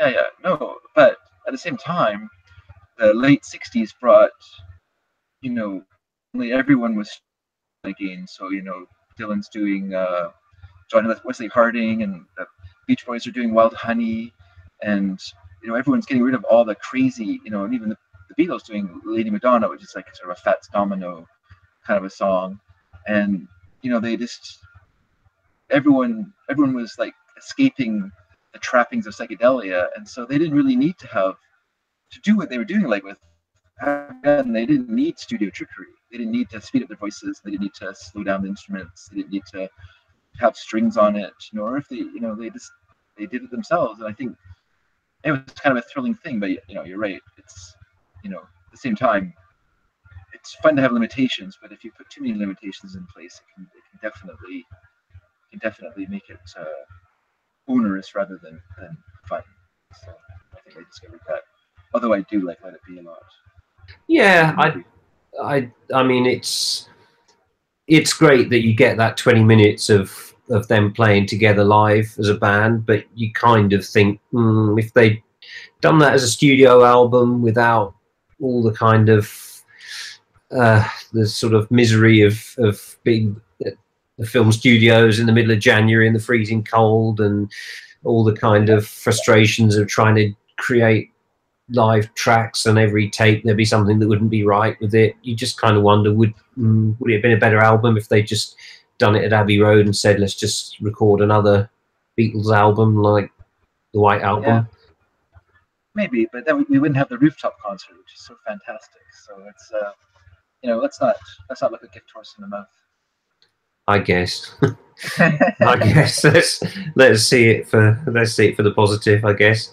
So I mean, in terms of because in terms of like the way the music industry worked at that time, like the Beatles were so revolutionary. There's no one doing what they and other bands at that time were doing. Like, there's no blueprint. So the idea of like the Beatles, who were obviously getting kind of sick and tired of each other, there was no idea at that time like, let's take a break. Let's take a year off. Let's get our heads together. Let's get our heads together in the country. They're like, there's no model for that. So, instead of the idea of like, let's just kind of do our own thing for a little bit, then we'll come, see how we feel and come back together. Instead, it just ended in all this acrimony and anger because they just felt that they couldn't escape each other, and that it's just so frustrating, and it just became worse and worse. So, yeah, it's unfortunate that nowadays when bands get mad at each other, they take them away from each other, or they just or they just kind of drift apart, and there's never any official breakup because they don't want to make it a conclusive ending. It's interesting when Tim Schmidt joined the Eagles. He had no idea that they were in the midst of breaking up. He said, yeah, I could tell that they were breaking up, but my experience of bands is bands are always breaking up. So, like to him, that was just normal. He went into this normal situation where everyone's angry at each other and it's all kind of fictiony. I think it was kind of interesting in a way when they talked about why they broke up, and John said, his kind of analogy of it is like when you're young and you go out with the lads from the rugby team and your mates are your most important people in your life, and then eventually you kind of grow up and get married, and you've got a family and you don't go out with the lads every night. And Paul, his sort of take on it was, he said they always used to like that song, those wedding bells are breaking up those buddies of mine, like army buddies that were drifting apart because they're all getting married. And it's kind of the same thing in a way. I think that the closeness that they had as kind of teenagers and young guys growing up in Liverpool and Hamburg, and that they were kind of inseparable as people, and they were the most important people in each other's lives. And at the end of the day, the fact that they were growing up and maturing and having relationships that were more important to them than the Beatles just meant you couldn't have both of those things at the same time. There wasn't enough room in their lives to have both of those things going on at the same time. Yeah, but I mean that's such a weird idea that it's either black or white, that it's either all Beatles or no Beatles. I mean, the fact is that they could have, had a band, worked together, and also been married and had kids and had families and, made room in their lives. It's just that they were locked into this idea of, an album a year, or just, 4 singles a year, or even earlier when it was 2 albums a year and 4 singles a year. And, so, like all those ideas, it started to break down as the 70s moved on, and bands, got out of the idea that, we have to have a new record out because it's a new year. Like it became 2 years, it became 3 years. Like nowadays, like, the band is releasing an album a year. There are no bands that release an album a year because it gets in the way of the marketing of that album to be putting a new album out. So because you want to market an album for at least 2 years nowadays. I guess it was also that they weren't really writing sort of Beatles songs anymore. I mean, the kind of stuff that Paul was writing in the 70s, it's kind of difficult to see John wanting to play on, silly love songs and. Oh yeah. I agree. But also, would silly love songs be better with John Lennon's, editing, like giving some little editing or some advice, some help, And there's a lot of Paul songs from that on his albums where you feel like, he ran out of steam on this song. And when I always bring up his Venus and Mars, the opening of Venus and Mars, the album. Right. I really like that opening song, but it feels like he couldn't figure out where to go after a certain point in the song, and so then he just kind of transitions into rock show rather than figure out a middle eight or a bridge or something like that. And wouldn't it have been great to have John there to say, why don't we do this? Like, why don't we go here in this part of the song? Or have a George Martin there to say, let's not worry about that right now. Let's just leave this part empty and we'll carry on to this part of the song and we'll figure this out later. And that happened a lot on their songs, even in the early 60s. They leave a part blank and think about it and come back to it after to figure out what they wanted to do. And, it would have been, it's a common request to someone who did a Beatles podcast is we often get asked to compile my Beatles album of their solo stuff. And my answer is always, it's not the Beatles. Like, I can't take what Ringo or George or John or Paul were doing and make it into a Beatles thing, because none of it. Well, maybe Ringo, the album Ringo, is probably the closest we can get to that. But Right. the rest of it, it just doesn't have their input in it. Because what made the Beatles was the four of them, their particular synergy, working together to make each song so perfectly Beatly and so Beatly perfect. It's not, so something like Silly Love Songs, it lacks that element of George or that element of John to take out that kind of gooiness of McCartney that makes that song a bit sloppy feeling. I think even if you go back to the very first, because I mean the very first solo albums, a lot of the tracks on there were sort of written as Beatles tracks. I mean, McCartney, there's quite a few songs on there that he tried to get onto. I think Junk was one of the ones he tried to get onto the White Album originally, wasn't it? And which Teddy Boy was also right. Oh, that was another one. That was a Ken Fon's demo. Right. And so you kind of think, well, yeah, okay, those could have been Beatles tracks, maybe, if they'd done another album. Maybe they would have finally relented and put them on there. But then you think they've already turned them down on the White Album and Let It Be and Abbey Road. So if they weren't going to put it on any of those, they probably weren't going to put it on the next one either, I guess. Yeah. But wouldn't they have liked Maybe I'm Amazed? And that song have been a great song on a Beatles album? I think it's not. Like, okay, to me, Teddy Boy is not that great a song.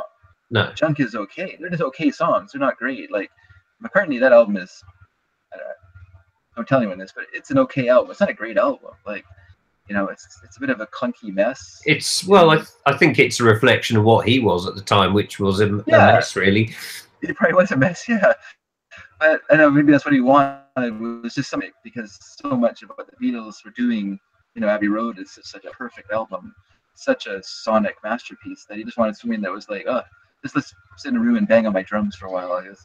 I think he was, because he said around that time he'd be sort of lying in bed drinking, getting drunk all day, and was depressed and, being hounded by the press and all of this. And I think he was probably just emotionally, he was just in a mess. And I guess music was his only kind of way out of that, and he was doing the best he could at the time, but it was clearly not, he wasn't coming from a good space, I don't think, at that point.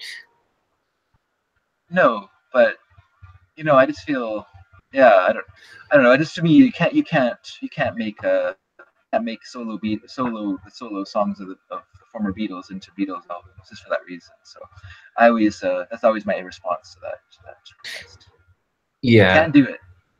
No, and in a way, I guess it's one of the reasons I think the Beatles' kind of legacy has remained so strong is the fact that they never went on to do stuff that, sort of went off the boil. And if they carried on into the 70s, it was only, like 6 years later that you had the Sex Pistols coming along. And the idea of the Beatles still being around at that point and doing, Beatles music and being the sort of, the old farts that, the kids didn't want to listen to anymore because they wanted to be, doing the pogo and listening to Anarchy in the UK or whatever.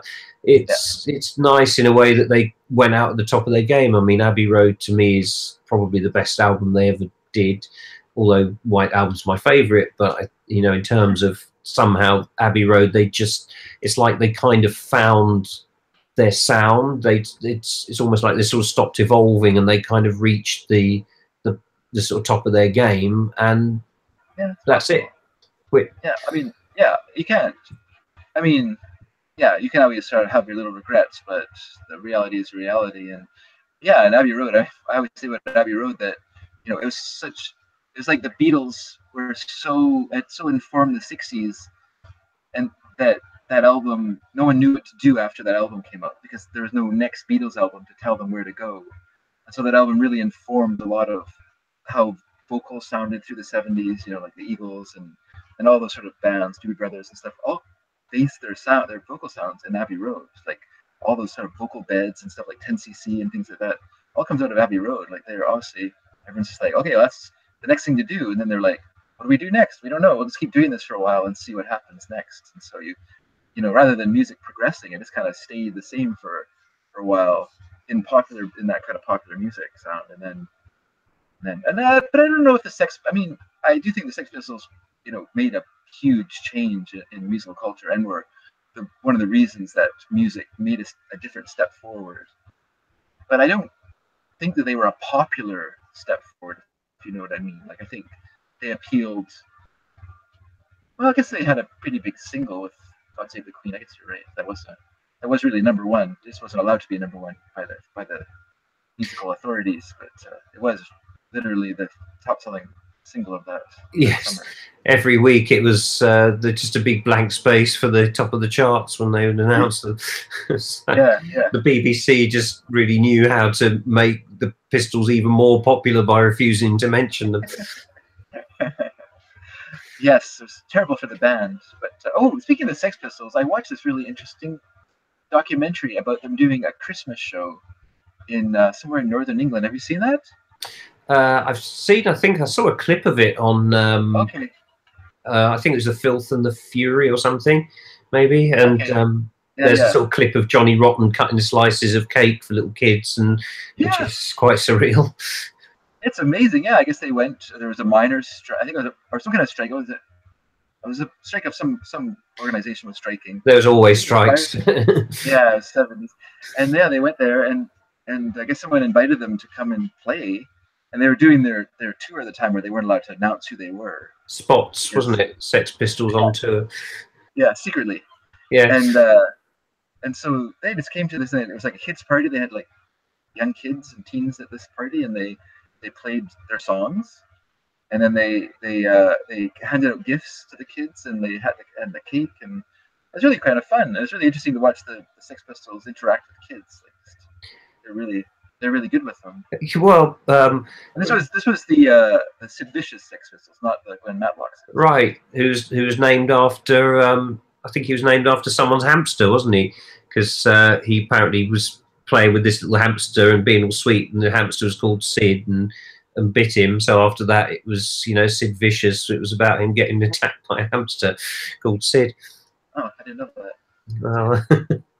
Yeah, it's I mean, I guess with the Pistols, because they sort of bled into the whole sort of new wave, and I suppose then into the kind of definitely informed, and informed post-punk for sure. And yeah, I guess really for a lot of those bands from the '60s, they sort of ended up becoming, although obviously they've kind of stood the test of time, the ones who are still going, but you know, the Beatles would have been the sort of ones that everyone would have been wanting to knock off the top of the heap, wouldn't they? And so I think it's sort of nice in a way they never got past their prime in that respect. I've always kind of thought that's one of the reasons they've stayed as popular as they have.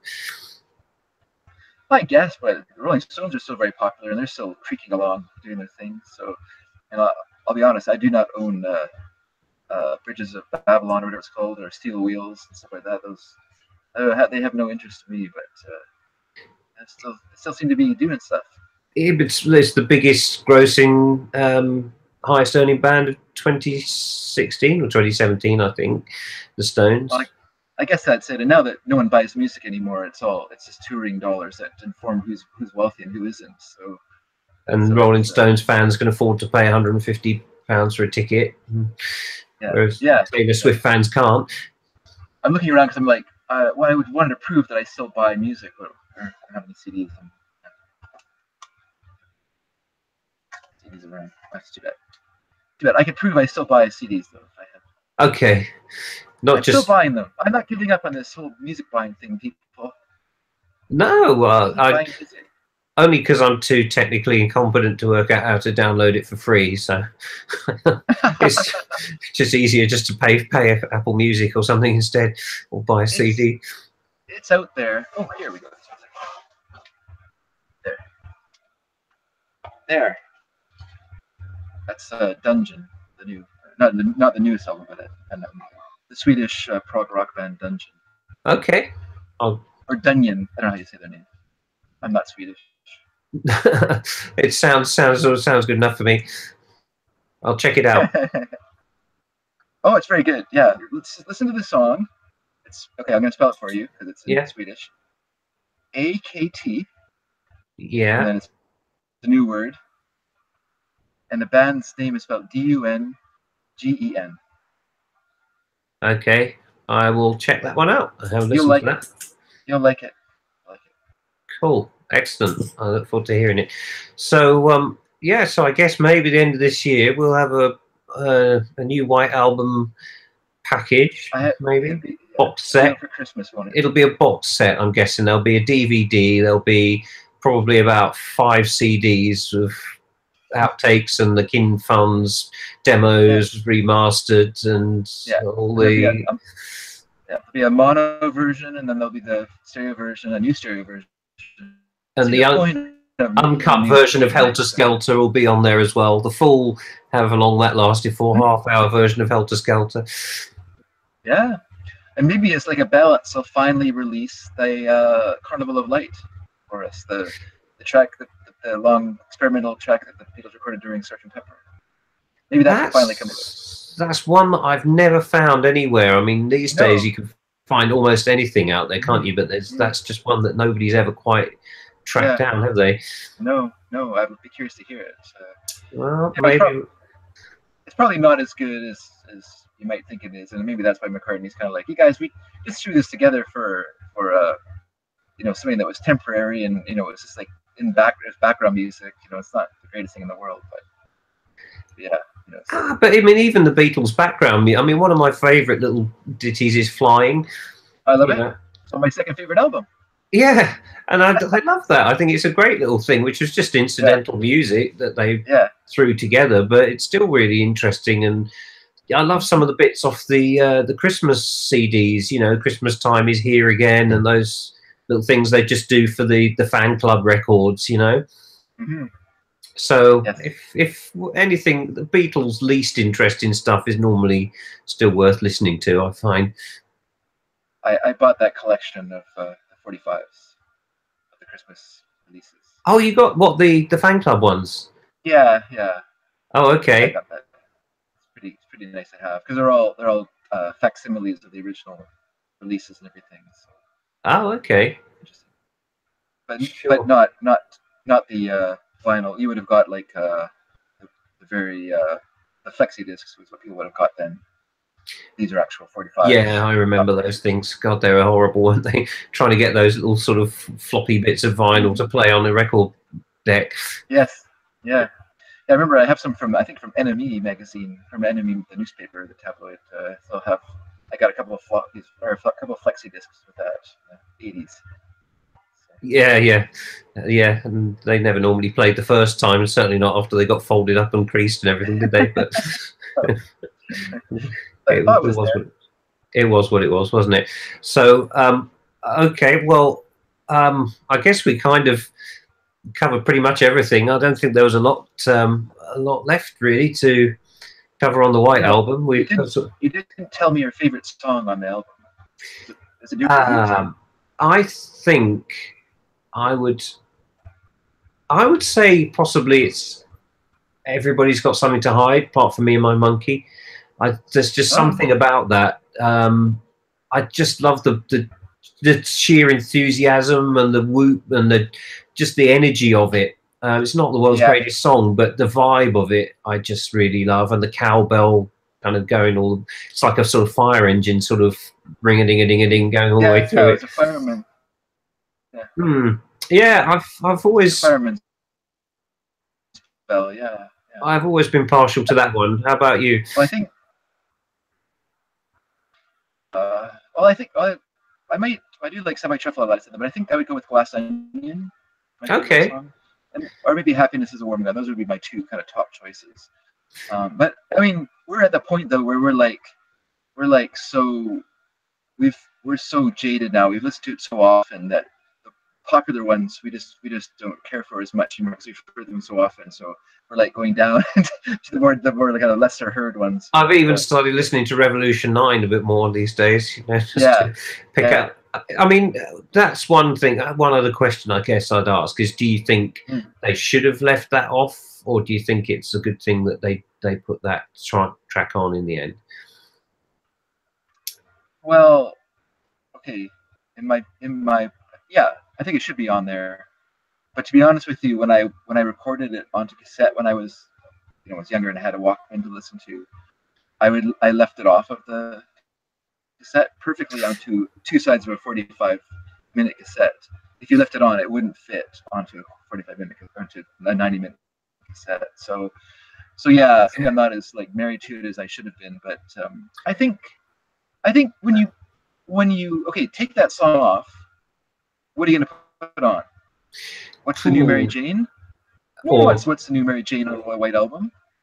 Not Guilty? No, that's not as good as Revolution 9 either.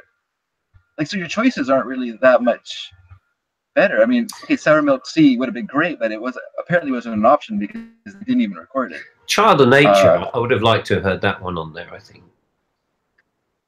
Well, but I don't think John was happy with that one either, because that wasn't even approached during the recordings either.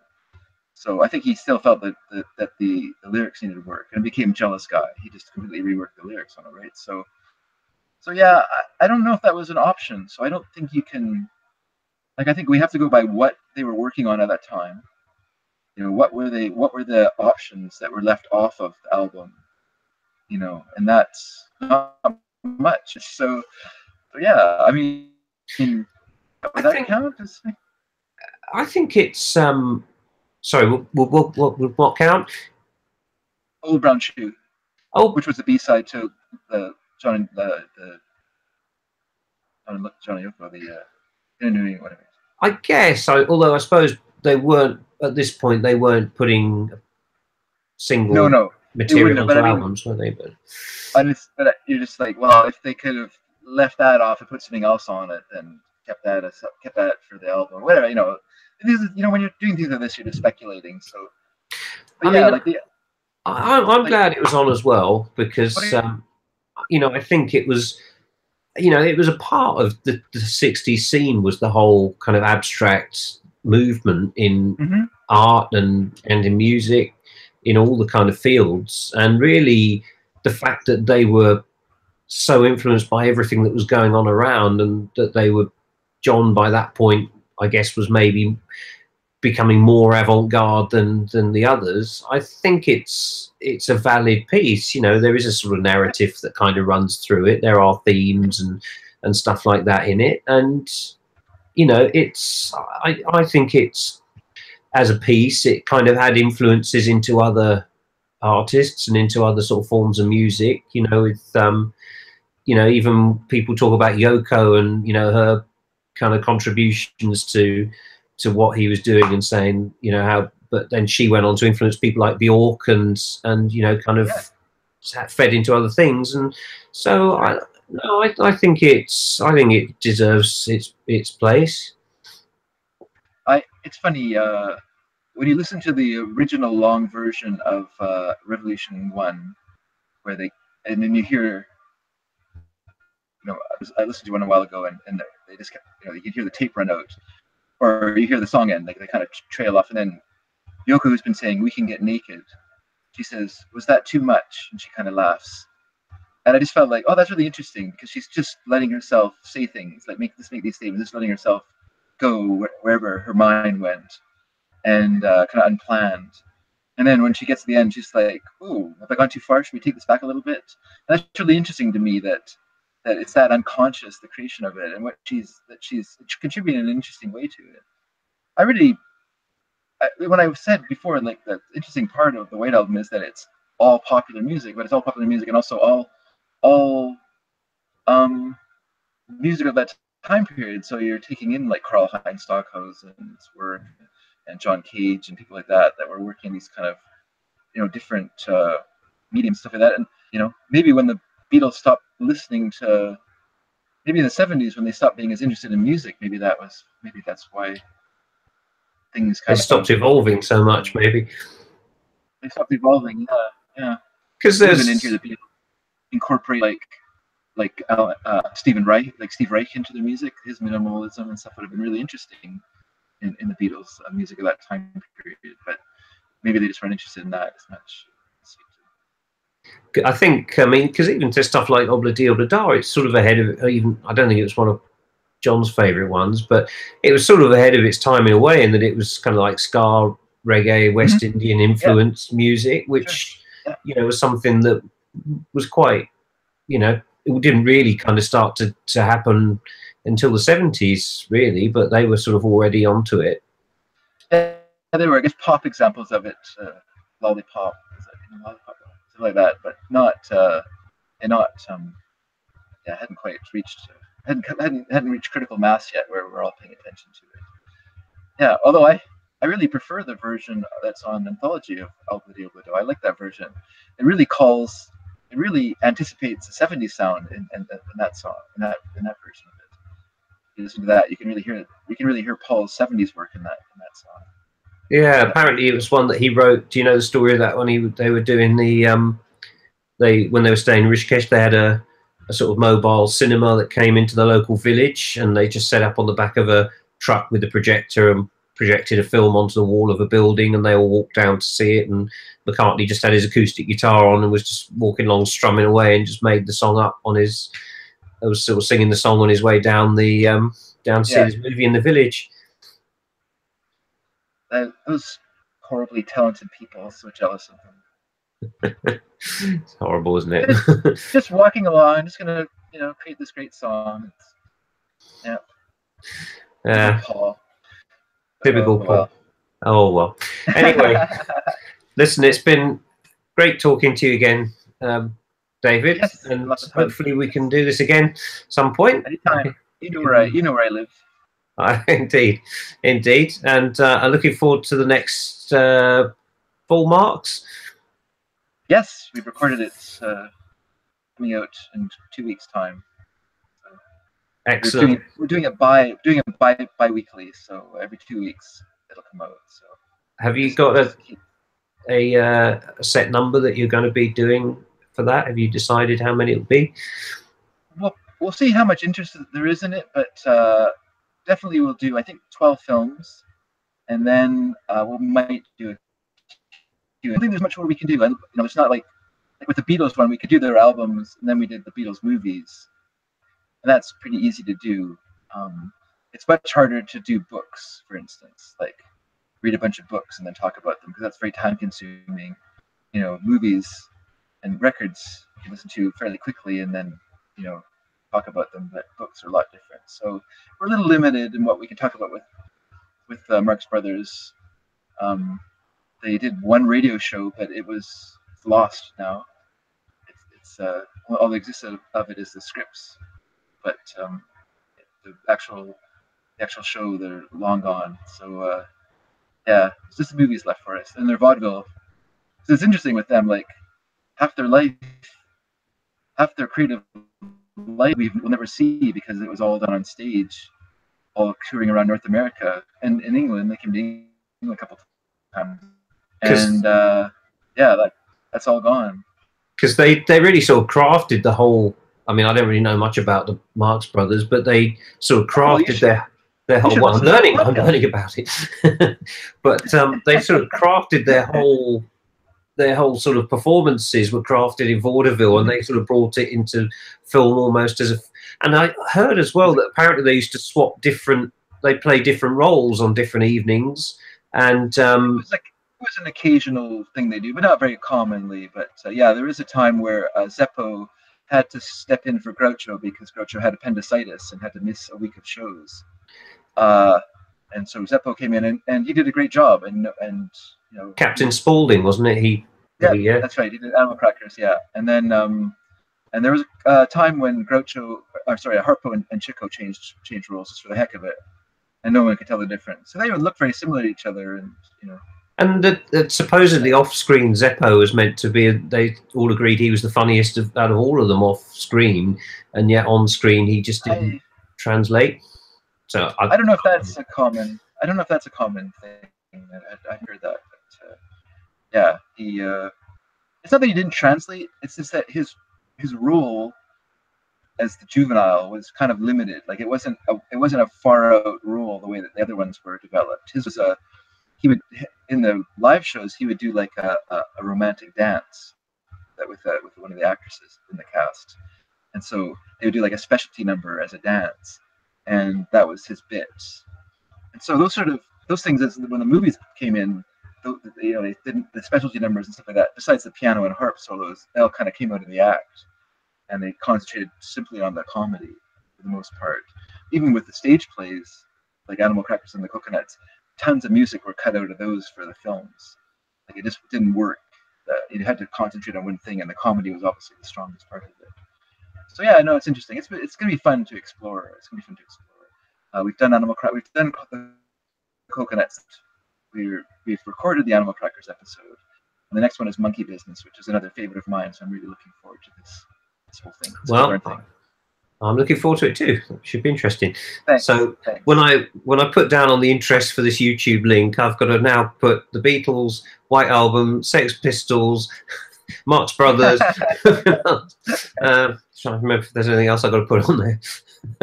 Well, before we go, let's just do. I just wanted to ask what you thought of, because you wrote in for a topic for our top 5 song project that we've been doing for the last little while, where listeners send in a topic or a theme of songs, and then I try to choose my favorite kind of songs in that theme. And yours was harpsichord / jangle box or tack piano. Yeah. And what did you think? What did you think of the songs that I chose for that? What surprised me the most was how varied they were, because I suppose I got it in my head that they were going to sound similar because of being the same instrument, and yet it was a really incredibly varied selection. I don't think I'd heard any of the songs that you chose. I don't think there was anything on there. Not that I can recall. I'll go back and listen to it, but I'm pretty sure they were all new. I'm just looking at my phone to call it up, because I have my list here of songs that were on it. Okay, here we go. So Morning Girl by the Neon Philharmonic. Right. It doesn't ring a bell. You hadn't heard Berkeley Muse by the Kinks? Yeah, I'm guessing I probably would recognise it if I heard it. Yes. Okay. That one is then High Coin. My tack piano one was High Coin by Harper's Bazaar, a Van Dyke Park song. Right. And then another harpsichord one was She Comes in Colors, from By Love, from their second album, Da Capo. Right. Okay. Yeah. I just remember it being a very varied selection. Yeah, it's interesting, isn't it? Yeah, for an instrument that I would have expected for it to be more similar sound, but yeah, it was very. Yeah. It was a broad selection, but I liked it. It was good. It was good. Okay. Have you got a? Have you got a top 5 for this forthcoming one, or is that confidential? No. We've decided, because of full marks, we've decided that we're gonna bi-weekly the top 5 as well. So we'll alternate that, because that's also takes some time for me to do, to put together that in my spare moments of my life. So I'm going to, we'll just kind of, because once again, whenever we do a sidecast like Totally Tintin or the Marx Brother one, it's research heavy for me. So I end up spending a lot of time hunched over books looking for information, and so I'll just put that off for. I remember you saying when you were writing your notes up for the Completely Beatles and fell asleep on the keyboard once, ended up with about 3 pages of Zeds, like whatever it would have been. Would have been appropriate, I guess, wouldn't it? That would have been good. Yeah, no, that did happen. It's there's a lot of work involved in this, and when you work already, it's and you add in your recording time and all the rest of it. It definitely takes some time out of your life, but it's so enjoyable to talk about things you love that it's worth it every time. So, absolutely. So I think the next top 5 will be. I think someone wanted me to do satirical songs about sports, and that is really tricky. I have not got a lot of songs in my head of what I'm going to do there. Yeah, that is niche. I must admit, satirical songs about sports. Very niche.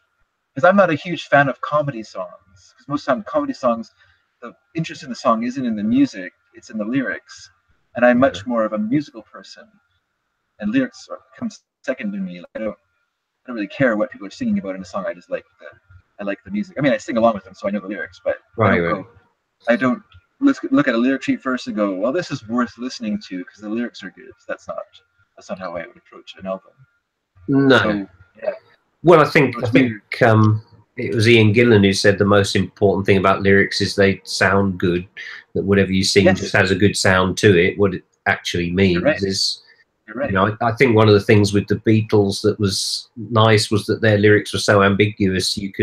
They could mean whatever you wanted them to. Yeah. I mean, Strawberry Fields, you know, didn't have to be some Salvation Army sort of home in Liverpool. It could be wherever you wanted it to be. And that's right. And sometimes they were terrible. You know, my love, she ain't no peasant. Like, what? That's the best you could do. That's the best line you can think of for present. Come on, Paul. But that's bad.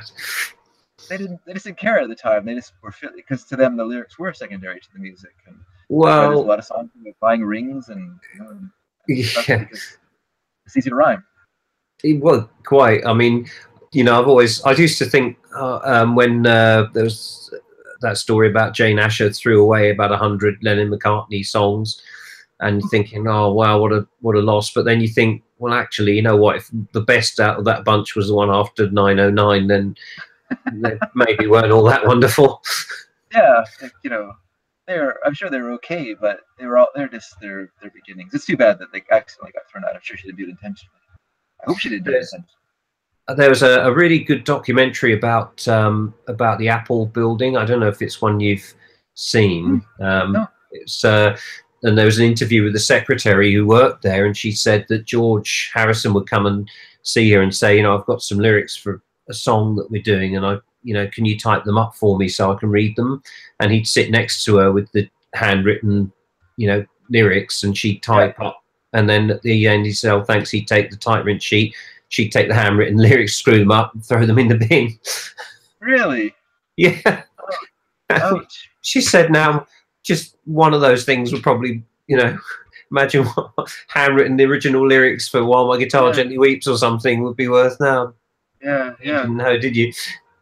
No, it's true. And like there's that collection of Beatle lyrics that Hunter Davies put out. But a lot of those are reproductions of the lyrics because he would ask the Beatles to write out the lyrics for a song. Right.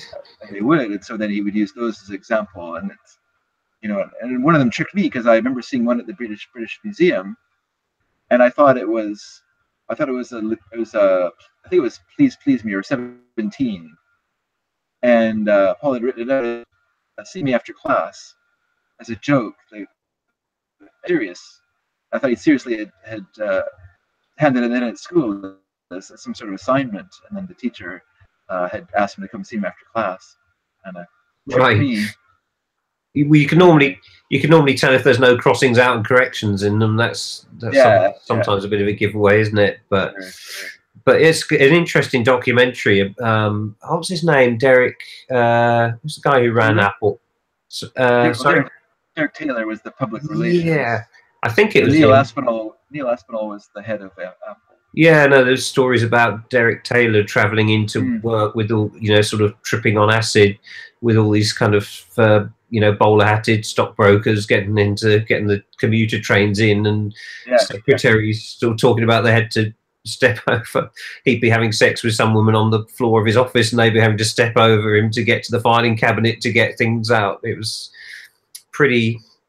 And then there was a load of Hell's Angels that moved in at one point well. That's right. Yeah. Why did it fail? That's a question we should I know, it's real, isn't it? I think, that was the year that there was John and Yoko were there as Father and Mother Christmas, and these Hell's Angels have been kept waiting around for a long time without any food or anything else, and it got a bit nasty, and John had to be kind of warned not to get involved because it just wasn't going to end well. But yeah, it's a surreal. Must have been a surreal environment. Yeah, it's unfortunate. I mean, it's interesting that someone like Prince could successfully run a studio facility for 25 years or even longer than that, probably 30 years or more, like Paisley Park. But I guess, you know, you just have to know, that there's a serious element to it, and you have to hire accordingly. I think the Beatles didn't take it as seriously as they should have, and didn't hire accordingly. They hired talented people. Derek Taylor is a very talented PR guy, and Peter Asher was, obviously a good talent scout in terms of the record label and stuff like that. But for administration things, you needed to put aside your prejudice against bowler-hatted business people and have bowler-hatted business people running your business for you. I think that the trouble was they believed the sort of myths of the 60s, didn't they, about, the beautiful people, and the Apple boutique was, kind of prime example of, well, we don't want to have all this kind of heavy security guards and, all this kind of hassle, it's all going to be free and we're just going to trust people. And like nothing ever got out of the shop that was actually paid for. People just came in and stole everything. But and then they came in and took all the best stuff for themselves when they shut it and thought they were getting a bargain. Yeah. No, it's they very didn't have a good business head on their shoulders, or not enough of one to know that you need to have, like, you need a dragon. You need someone who's going to be a tyrant for you and who will have your best interest at heart and also be a tyrant. And that's not Alan Klein, by the way. Alan Klein did not have their best interest at heart. He had Alan Klein's best interest at heart. If they'd have had Peter Grant as a manager, that would have been something else. Yeah, Peter Grant would have been. Yeah, I guess Peter Grant. I mean, but even Swan Song didn't do very well as a record label. It's hard to know. Like, it's just. I mean, I think it's more accidental than anything. Like, if they accidentally met someone who, was willing to subsume him or herself into the Beatles empire and make it their mission to make it a success, that would have been, and had the willingness to, fire people, to make hard-nosed decisions, to not be airy-fairy, and like, it might have worked out, because part of the pressure on them, through doing the White Album and part of the breakup was Apple Records, or the Apple Corporation, as a not working, falling apart business thing that was really sapping their energies and taking a lot of their time away from them. You sort of wonder if Brian had still been around, how things would have been, because if Brian Epstein had still been around, I mean, Magical Mystery Tour, I couldn't have seen that happening, not in the way that it did with Brian around. Somehow I think he would have I think he would have taken over a lot of the sort of logistical sort of organization of it. I don't know how Apple would have worked if he'd been around. You sort of, speculation again, isn't it, really? It is speculation. And I mean,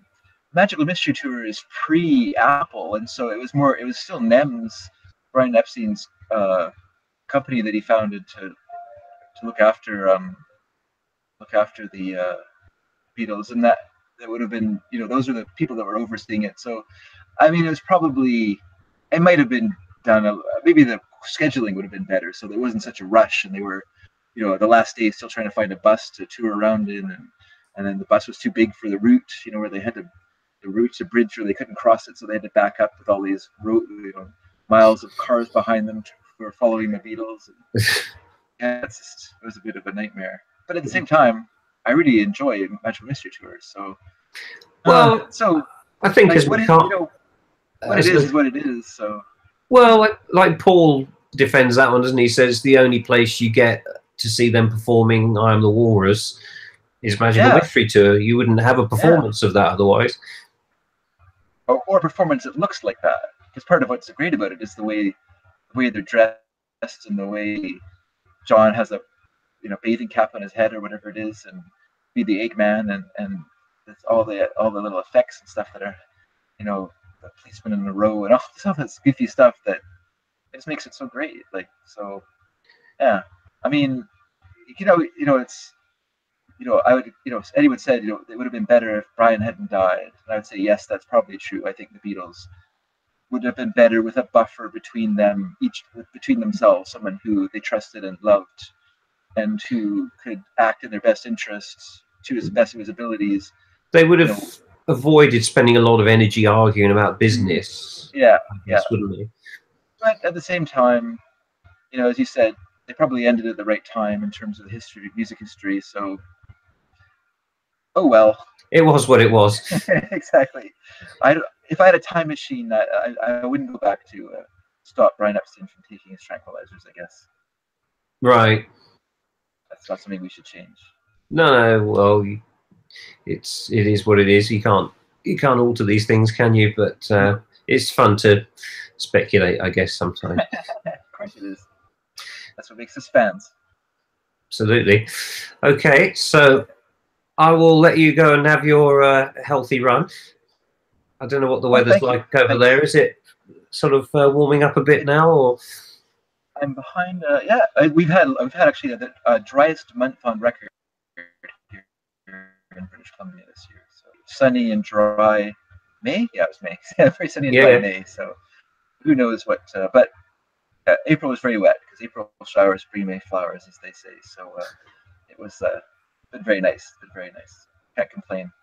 And then what I'm doing today is going on. It's like one of those sort of weird runs that they do now, where like combines like running with like having to climb things and run through water and all that kind of stuff. So yeah. So you have like a sort of obstacle course. You stop every so often, and you do some steps, and then do pull-ups or something. And have to climb through mud and run across water and all that kind of stuff. It'll be fun. Have a good one. All right. Thanks. So I will look forward to listening to your next Sneaky Dragon and the next Full Marks, and I shall be uploading this on YouTube, and I'll put some links on for your Sneaky Dragon and fantastic. And Mark's show. Good, excellent, and yeah, hopefully we can do this again sometime. Be fun. Maybe for the inevitable Let It Be, because Let It Be movie still has to come out, right? So that's got to be sooner or later. Sooner or later. Next, they have to do the Let It Be movie. Come on, have you've got a I presume wink wink, you've got a Let It Be version tucked away somewhere, have you? Or I do. I was going to ask you as well. Have you ever seen the Beatles books? Do you know, like the little fan club books? The little magazine that came out. Yeah, do you know the ones I mean? Like it was a sort of monthly, like fanzine magazine, yeah. Like a little kind of one that like yay big. Have you got any of those? I don't have any of those. I remember this record store I used to go buy things at, having them there, and I was always like, oh, that'd be kind of neat to buy, but we had to kind of weigh it. It was either buy this magazine or buy another record. Magazine, buy record. Buy record. I always buying new CD. I always came first. So okay, I have no regrets. I've got a stack of them. So if you'd like a few, I can probably. Oh, that'd be really zap a few too. Yeah, there's some. Yeah, that'd be great. Yeah, it's quite good because it's like the 20-year reissues. So you've got like stuff in there from like 20 years earlier, what was going on in the 60s, and then what was going on when it was published in the 80s with McCartney working with Michael Jackson or whatever. So yeah. Okay, I'll dig some out for you. Yeah, that'd be great because you also owe me a mix CD. So I'm just joking here. That's on. No, I've got that on. That's on the burner as well. I'm hoping there might be maybe 2 tracks or 1 or 2 tracks on there you haven't heard. I don't know. You're a tough man to introduce new stuff to, I think, but I'll do my best. Well, maybe. I don't know. It just depends what it is. I do like music a lot, so I listen to it all the time. Well, I'll try and make it. I hope there'll be something on there that'll be interesting anyway. But I'll get all that off in the post to you hopefully this week. And you live in the best country for music, right? So you have Mojo magazine and Uncut magazines. Yeah, I guess so. I suppose you don't think about it when you live here, do you? It's kind of a weird thing, but yeah. We don't have that here. We don't get these. These don't come in magazines here. You see that Mojo magazine turns you on? Yeah. Really? So, what's that? You don't get those magazines over there. We do. We get the magazines here, but we don't have magazines like them here. Like there's no equivalent magazine to Mojo or Uncut. Like if you want to read a magazine like Mojo or Uncut, I subscribe to Mojo and Uncut. I get them in the mail every month. So. Okay, right. I'm with you. Yeah, because there's just nothing like that here. The magazines, the closest one would have been Rolling Stone, and that's just a really lame fashion magazine now, not a music magazine anymore. But speaking of that, before we go, let me just say, if you've never read, there's a great John Lennon interview from Rolling Stone magazine. He did while they were doing White Album, and it is a great interview with him. He's so enthusiastic about the album, and he's making references to all. He talks about Glass Onion and all these different songs that he's working on for it, and it's just a really interesting read. And I'm pretty sure that all of Rolling Stone magazines are available online if people want to search for it.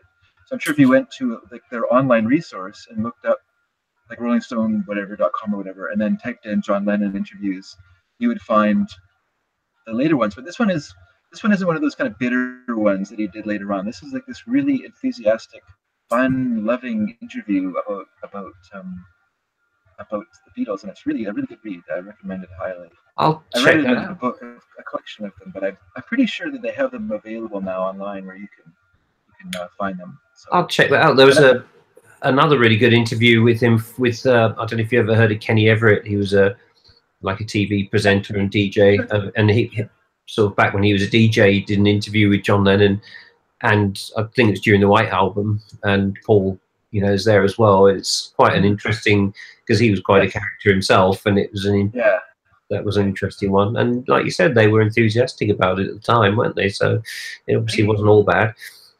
They put forward the best public face of any band, because you had there's no clue or sense of any of their interviews. I have it's an uncut Beatles collection where they've taken all the old articles from like Melody Maker and NME and compiled them chronologically through the history of the Beatles, so you can read interviews throughout their career.